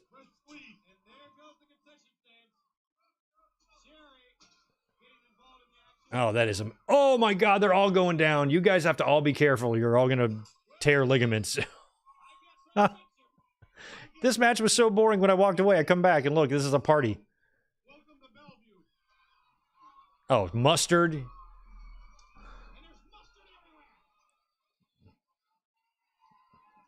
I learned if you pull your pants down and put mustard all over your dick, it's called a Portland Frank. Oh, God, they are all slipping. Look at Sherry on the back. I think that's Knobs. No, it's Sags. Knobs is over there in the relish. He's relishing the moment, y'all.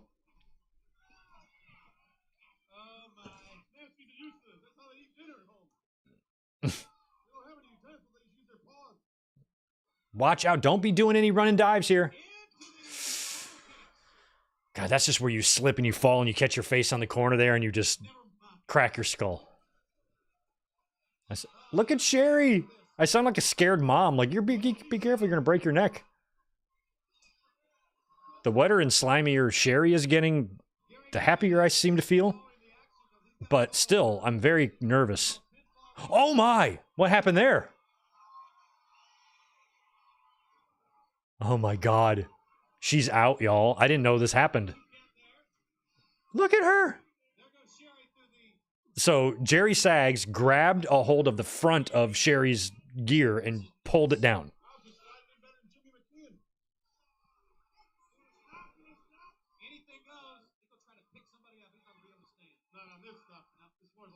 Yeah, Jerry Sags has had worse days. Look at her. All her shit is completely ripped.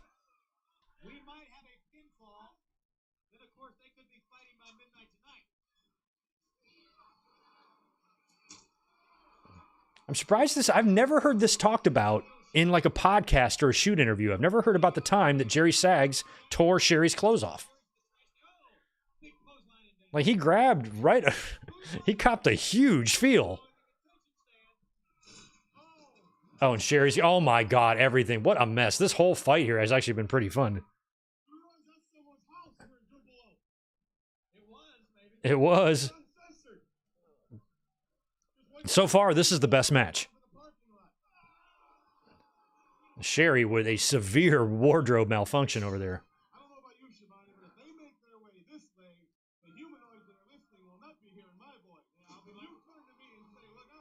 Oh, she's all right. All her shit's still on her, but man, she's going through it.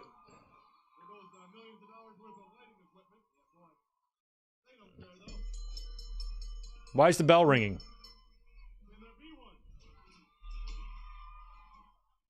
Why is the bell ringing?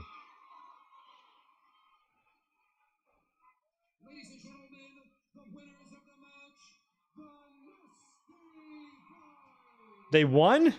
Who'd they pin?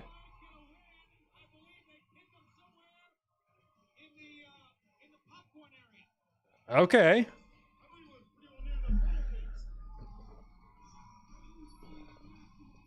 I didn't see the pinfall. I used to know a dancer named Funnel Cakes. That's funny. Oh, okay, maybe that's where the pin happened. Okay, 1, 2. Oh, I guess that counted. That was a pretty fun concession stand fight there. Sherry was a highlight of that.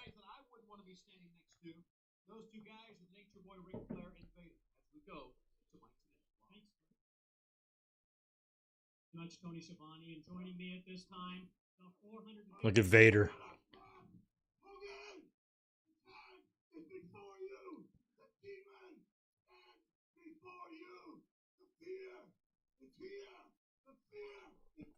Vader was so big. By the time, a year later, when he got to WWE in '96, he didn't feel as big.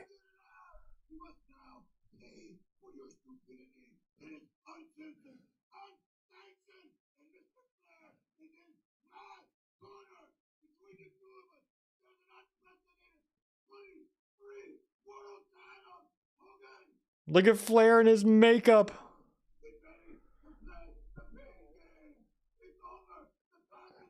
He's got his nails did. I love that Flair took the extra detail to get his nails did. Out of context, this is a hilarious promo. Flair, bro.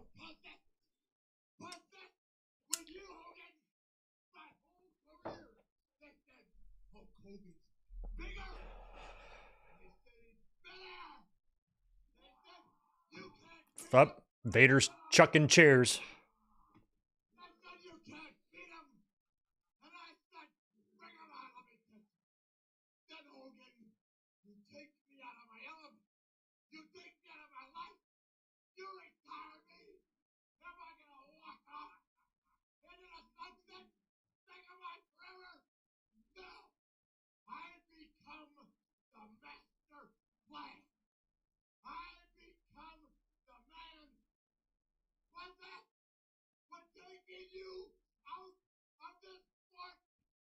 How did, so I don't recall why Flair's dressed up like a girl. Is it because,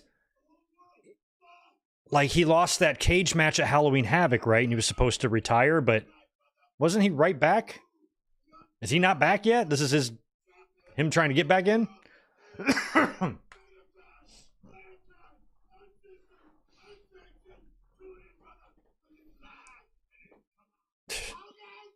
I wish you could tell these guys at the time, hey, Vader, in 1 year, you're going to be wrestling at WrestleMania.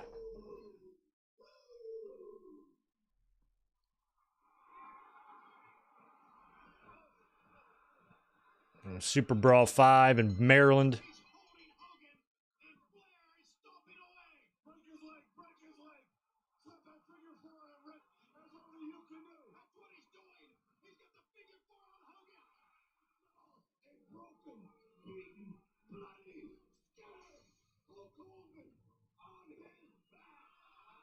Oh, there's Hogan. Oh, wow. This was before Nitro. All the big angles went down on WCW Saturday night. It's one positive memory I have of WCW is that they never, that I was able to catch them a lot, you know, especially as a kid. Or as a, I keep saying kid, but like as a teenager, being home. Especially in the summertime. Hot summer night, 6:05. Dad grilling some chicken outside. I'm sitting on the living room floor watching WCW.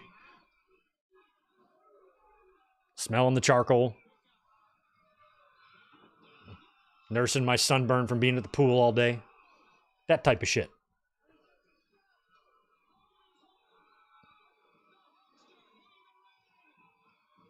Ugh. I lived in a huge subdivision neighborhood that had a big community pool and centered in the middle, but everybody that lived in the neighborhood, the huge neighborhood, went to my school. Just hundreds of kids. So it was just like a fucking hangout. It was pretty awesome.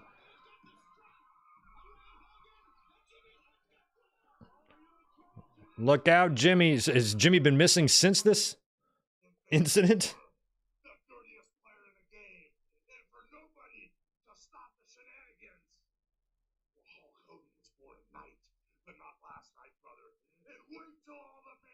I remember when I was a kid, my dad trying to explain to me, like in Hogan's like 80s promos, where he was oiled and just jacked. And he was trying to explain to me, like, he doesn't really look like that. I'm like, yes, he does. Look. He's like, no, you don't understand. Like, he, number one, he's probably on steroids, but also number two, like, he works out. He does a bunch of push-ups. He oils them up, and he's like, and he's flexing the whole time, like when he's doing it. I'm like, nuh-uh.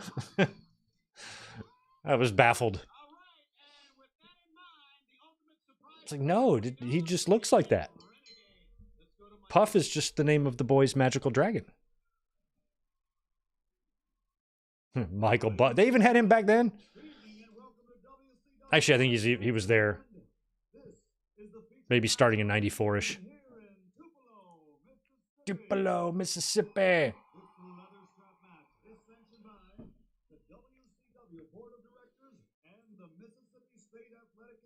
All right. Ladies and gentlemen, without further ado, from Tupelo, Mississippi. Oh, okay, so Flair's kind of filling in for Harley. Okay, gotcha. Oh, yeah. I guess that's starting to make sense in my head. Once again, the Coming to the ring at this time, in the company of It's weird music. special advisor, the 11-time heavyweight champion of the world, the Ric Flair's like, I'm not taking my makeup off. Ric Flair, I'm just coming out with it. wearing black and red, weighing 456 and 1/2 pounds, from Boulder, Colorado, where he starred as an All-America football standout with the Is it necessary to mention the 1/2 pound? You can just round up or down. I don't give a shit about the extra pound there. I do that, by the way, on all these super chat totals that you see here. Just round them up.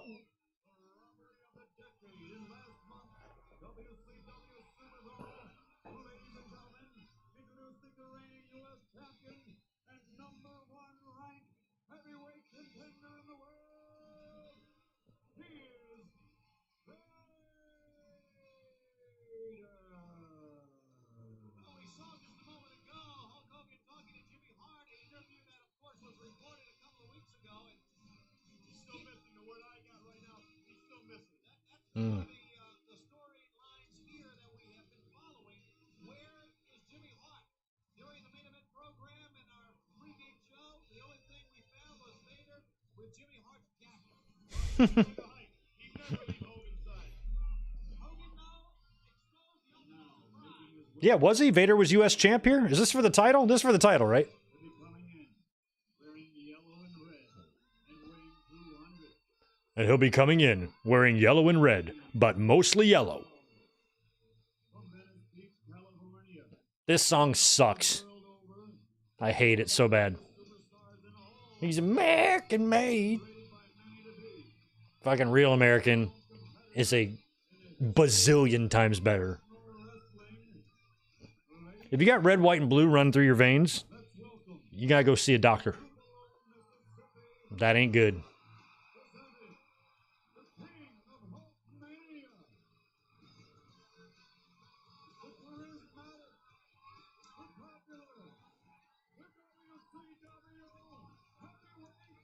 Oh, I like the little holograms of Hogan up on the wall there.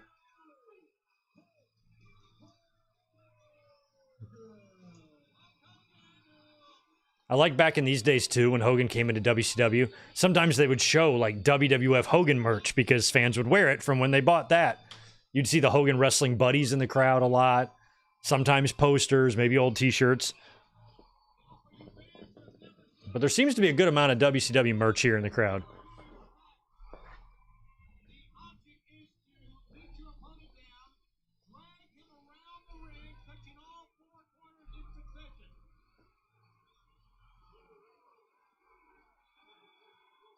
Where's the Renegade? Oh yeah, I forgot. Renegade's going to be in his corner. Missing Jimmy Hart, and there's no Renegade. No Jimmy, no Renegade. Flair got to him. What is going on here? I'm going to discuss something with you in a minute about Ric Flair. This is a very, very sad situation. Boy, you're not getting. He's Oh. this- Vader just threw the referee down. About a lot of things. He sure did. But I'll tell you, this is very, very sad to me. You see Ric Flair and this. That is true. I am surprised they don't dub over this with Real American. Like they dub over Jericho's theme and shit. We'll talk a little bit about that later. This is very, very sad. This man, 11 times world champion, is out here in a dress with makeup on, nail polish, a wig and everything. Why? Because of that man right there, Hulk Hogan. He has driven Ric Flair to this. Look at the eyes on him. I have never. That's not the Ric Flair I know, Tony. God, do we have to have a close-up of Ric Flair's face? This is a shame. Now, do realize it's being uncensored. Flair can stand right there in the ring. Hogan really has literally his back to the wall here. Two men. Look at this fucking music.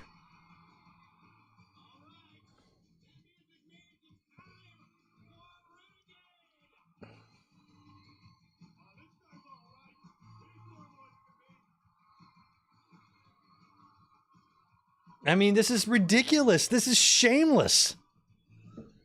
I mean, to me, this is just as bad as Fake Razor and Fake Diesel.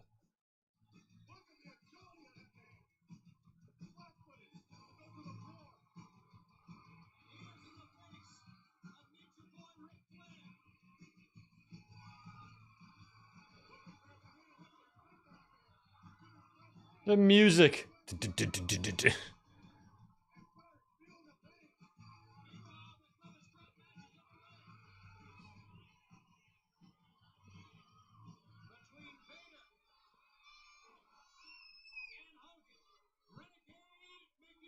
Renegade.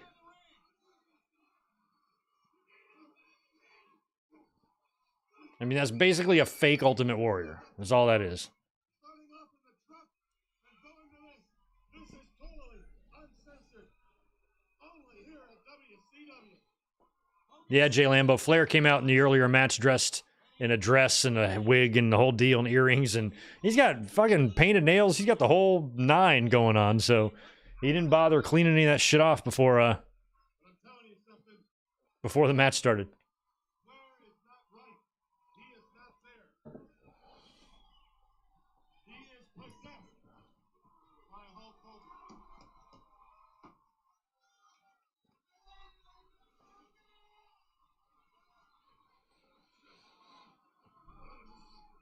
You know, I've known Ric Flair since day one in this sport. I've known him, and I've never seen him react to anything like this. Look at Renegade up there. Daring Ric Flair to get involved, and Flair thought better of it. Well, he may have lost it mentally, but he's not dumb.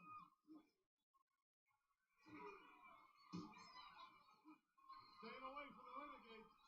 Boy, this ultimate surprise, this Renegade that Hogan came up with. Okay, so this is the ultimate. Maybe they revealed the Renegade on TV then. Is what it was. I'm trying to remember, like, the night that I watched this on the scrambled feed, I thought the Renegade reveal came on the pay-per-view, but it must have came on TV because they were already referring him to the Renegade and shit like that. Or referring to him as the Renegade.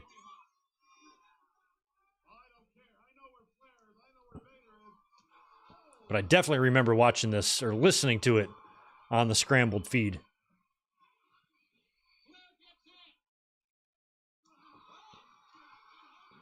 There, whipping Flair.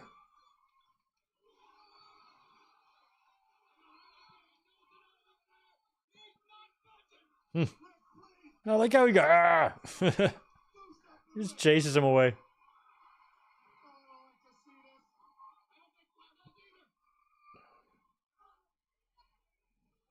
Who is this Renegade? He's the man who's ruling the ringside area right now.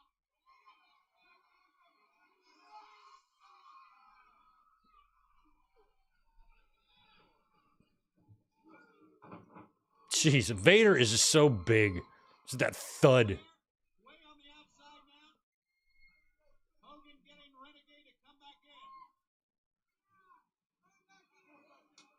Renegade throwing Vader back in. He can't do that. He just did. It's uncensored. It's uncensored. Oh, Vader's lost his jockstrap. Famous strap man. Have you? Yes, I have. Can you imagine trying to drag 452 pounds around? I had 235-pound Pepper Gomez. Now I'm left with 7 stitches in my head and 4 in my back. Think of what it would be like to have a 452-pound man drag you around. Remember, you got to drag the man around, look all 4 corners. Flair's made it back to ringside. He made it twice. How's Flair going to drag Vader around? Hey, Hogan, see your own Hogan. I don't know anymore. I don't know anymore. See this. I mean, Rick like that. Rick has asked for this. Here's Vader picking Hogan up now. Ugh. Driving him down to the mat. This main event on WCW Uncensored, the leather strap match. Vader gonna make sure Hogan stays down. He's going for a Vader bomb for the middle turnbuckle. Oof. He hit it too. Good one. That is one mean man. I didn't check to see if I have this VHS, but I am certain I don't. Look at Renegade. Yeah, I don't think I do. Something going on in his head, too. Who is this guy? I could not find a clean image of the box art to this show to put on the overlay here, like the The only one I found was real grainy and hard to find, so no matter where I went, I couldn't find a decent one. So I had the thought to go to eBay, and I found someone selling one, and he had a perfect picture of it. So I was able to take that image from some guy's bedroom, holding up his VHS tape, and I created it out of that. I was like, look at there. I'm resourceful.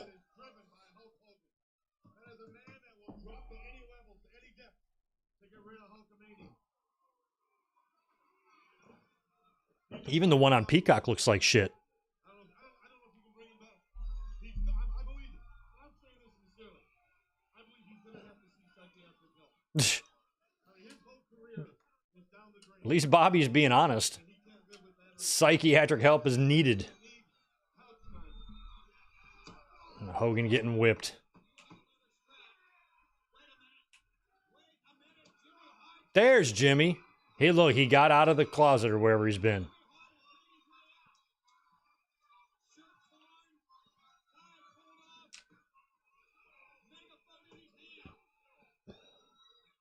So that's why Jimmy's shirtless in my thumbnail.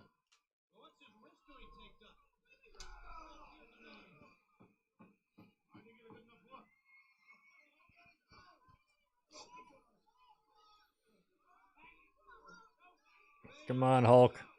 Hulk wearing the John Cena wristbands was crazy. Another version of him that separates him from the pre-93 version.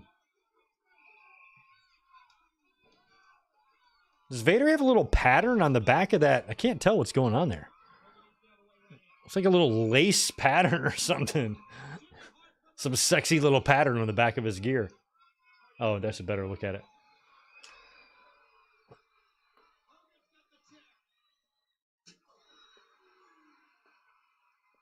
Hogan had the worst chair shots, didn't he? He didn't even swing it. He just, like, lightly tapped people. I mean, I guess he's being safe, but still, man, you got to put something into those.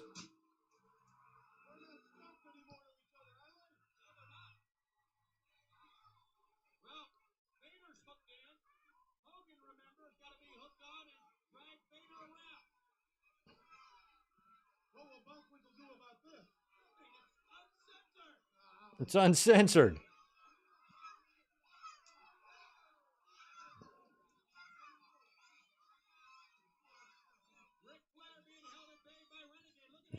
Flair is just dancing around this whole ring.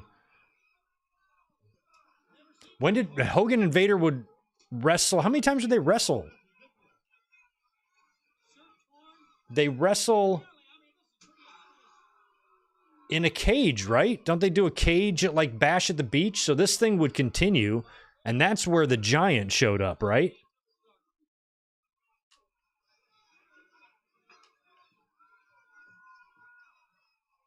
And then after that, I think Vader was originally booked for War Games, and that's when, he left the company. That's actually good. That's what you should do. Vader getting posted.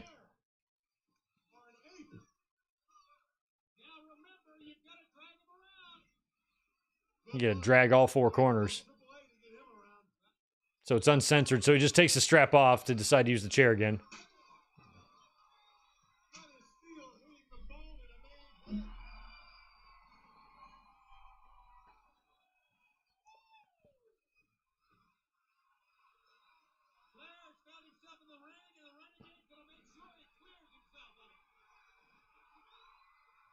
Ha!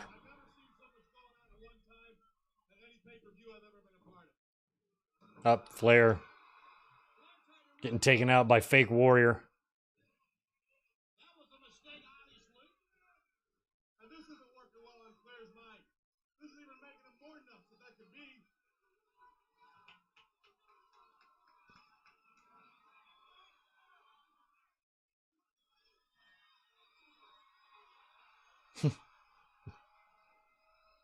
The ultimate surprise. Oof.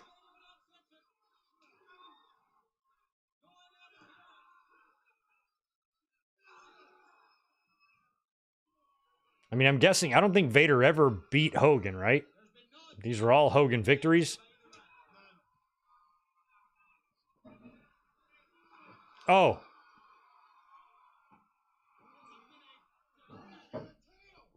Oh, man, that's got to be rough on Vader's lower unit there.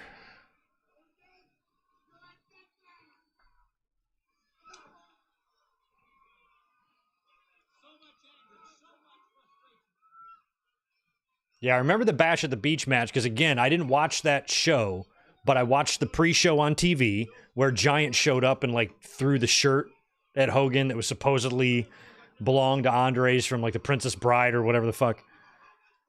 And I remember seeing that, but I didn't order the pay-per-view. But I watched that whole thing leading up to it. And I remember thinking, I'm like, you gotta be kidding me. Felt like a WCW pattern was growing with replicating WrestleMania 1, 2, and 3. Hogan beats Flair when he first gets there in matches that include Muhammad Ali and Mr. T. Then he works with Vader that culminates in a cage, just like it did with Bundy at WrestleMania 2. And then he transitions into a feud with Andre, just like he would with the Giant. I'm like, they're just recreating the 80s. What the fuck? This is bullshit.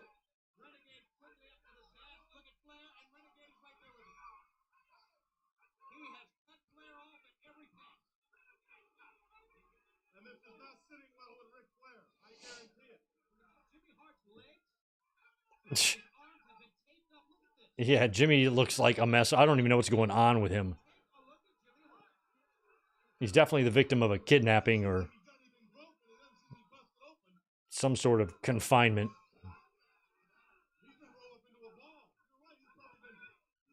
Up there's Hogan's touching him. Can you do that? You ever touch the post or the ring? Can you do it on the outside of the ring? Is that the rules? I thought it was inside of the ring in the turnbuckles.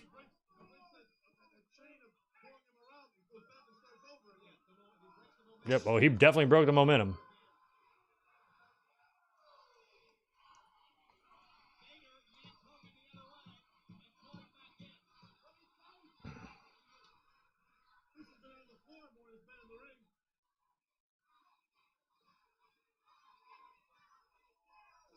Ugh.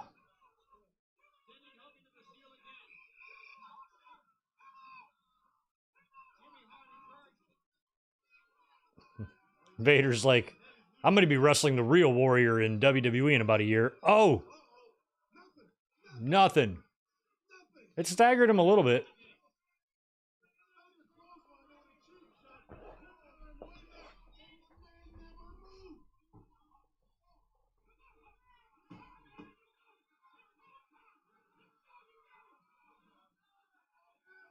But I remember thinking at the time, like, when they were teasing Renegade as the Warrior, I wasn't shocked because I'm like, well, that makes sense because everybody else has gone there. So he'd be the next logical guy to turn up. I remember as a fan thinking, I'm like, well, they got him too. And then it turned out to not even be him. And he would join back with the WWE in 96 after he educated everybody in WWE on Distrucity. Where would we be without the Warrior and all of his knowledge?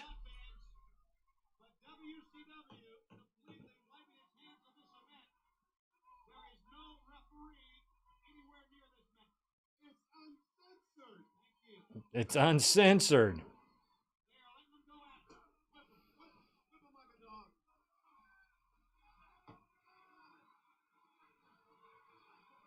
I don't like that phrase, like whip them like a dog. Why are we whipping dogs? Who the fuck's whipping dogs? What kind of sick shithead is whipping dogs?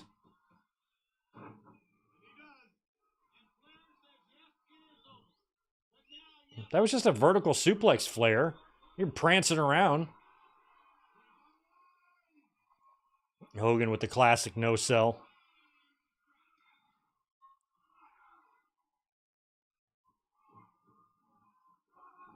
Oh, the big boot. Is there enough slack to touch them all?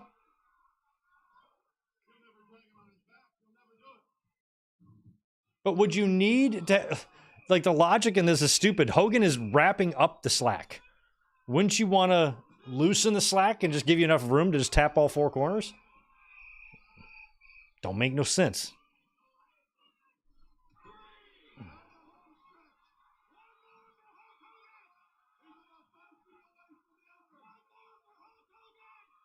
Vader's gonna stop him. Who's coming? It's the Masked Man. Not another Masked Man. I don't even know who this is.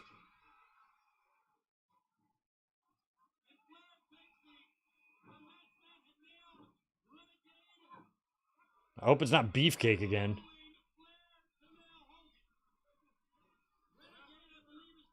Jacob, what was worse? 2019 WWE or 2000 WCW? Again, terrible for different reasons. 2000 WWE or 2000 WCW was desperate and stupid. 2019 WWE just didn't care and was vinced.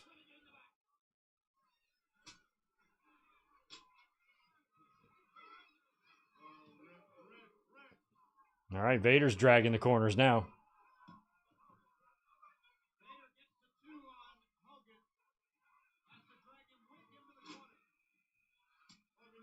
Yeah, now Flair can go after Renegade there. He's been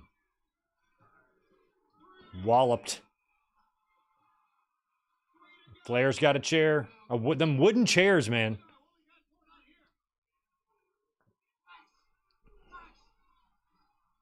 You never saw those in WWE, but WCW would bust out the woodens every now and then. I remember Benoit and Sullivan using them. Oh, God. That's bad. It's a rough bump there Hogan's about to take. Oh, psh. Never mind. That was so horrible.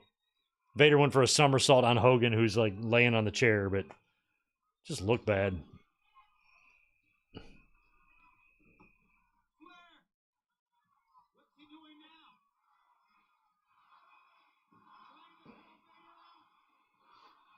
Now we got Doug Dillinger out here.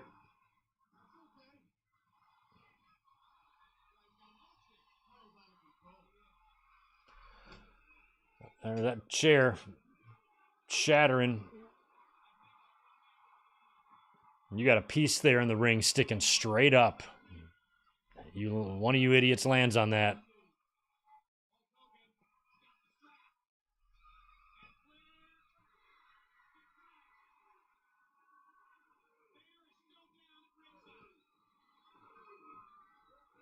Flair.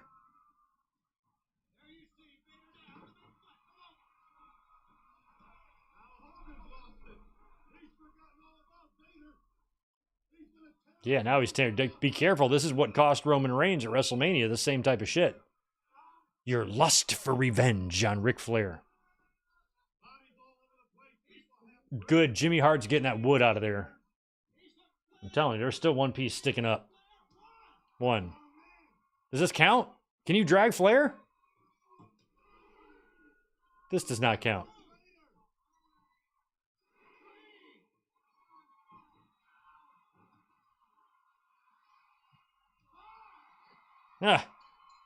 This counts? No, this can't. What did I decide to watch here tonight? This might be one of the worst pay-per-views I've ever seen, but like in a good way, though, right? That's how it ends? Can you do that? Can you have a strap match and then just say, you know what, I'm gonna hook this thing up to somebody else and drag them around, and if I hit the four corners, I win. I guess it's uncensored, right? Hogan takes down both of the doofuses. Renegade's in there with a green chair this time.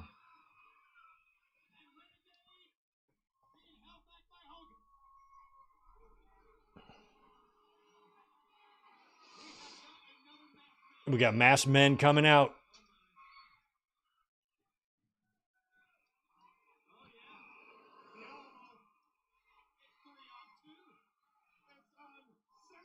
Oh, yeah, that masked man's going to hit them. I think it's Savage. Oh, Arn. Arn's all tied up with the thing, with the gag. Oh, yeah. Okay, so they think it's Arn. But Arn's like a hop. Look at him, like, inching his way out there.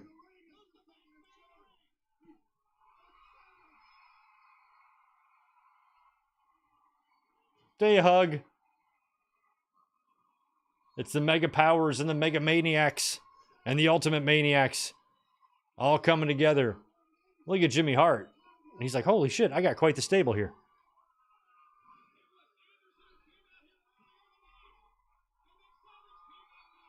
Okay, so Anderson is who came out earlier, attacked Renegade. Renegade wins a championship real quick, so he must beat Arn Anderson. That must be what happens. Because I think Renegade winds up facing Arn Anderson and beating him for that TBS or the TV title. I think.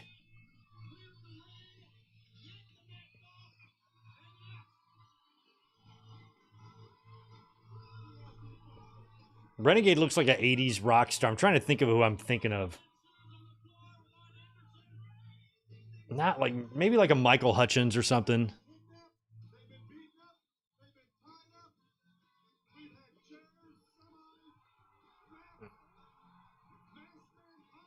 Or the lead singer of When in Rome or some band like that.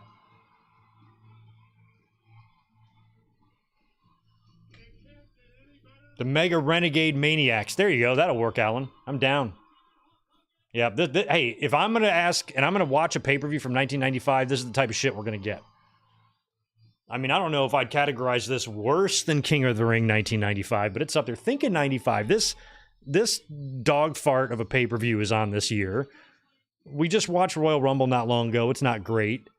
WrestleMania 11 sucked. King of the Ring 95 sucked. SummerSlam 95 sucked. Everything sucked. Survivor Series is all right. Everything sucked for WWE. WCW didn't really have any great ones either. None that really stood out.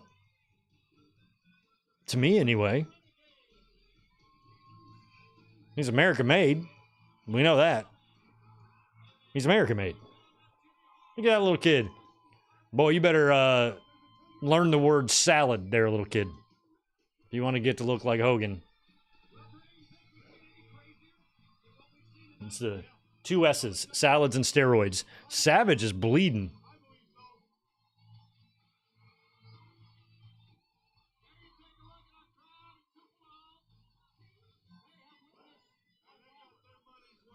Let me look something up real quick. I want to see what the attendance for this show is. Because it does not look like a lot of people. It looks right around what Dynamite currently runs right now. So let's see if we can get some attendance figures on this show here.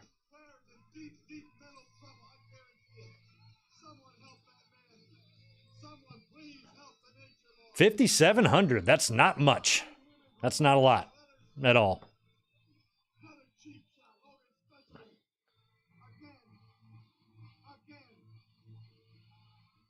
Oh.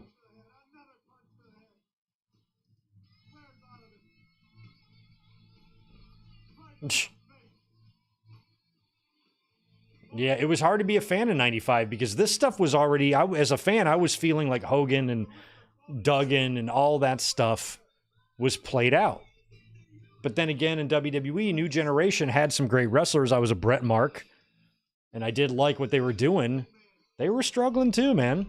But I still feel like at this time, 6 months prior to Nitro starting, when you look at what WWE was doing, Bret, Taker, Razor, Diesel, Shawn, you know, the stars they had there was just better than this stuff. It just was. The matches were better. There wasn't a great match on the show. The best match on this card was the fun, the popcorn and concession stand brawl with Sherry's titties flying out. We saw nothing really of quality between the ropes.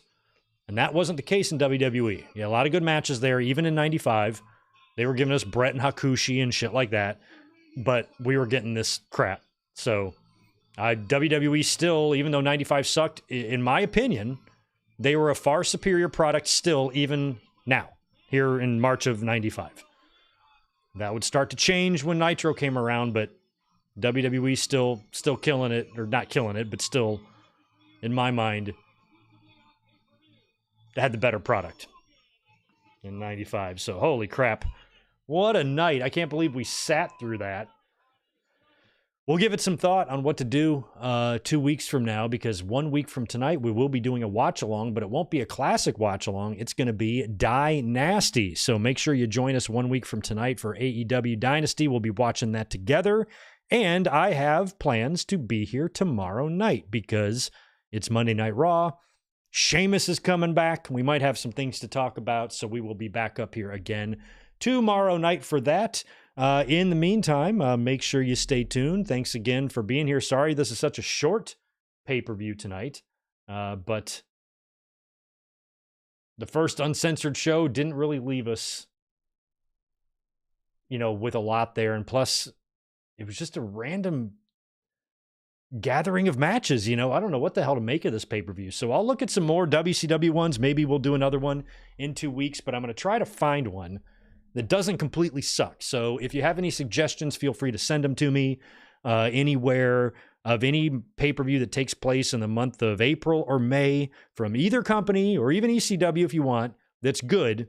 We'll take a look at it maybe 2 weeks from tonight. So thanks again for being here. As always, great to be back doing these again on Sunday nights. Y'all have a good rest of your night, and I will catch y'all tomorrow.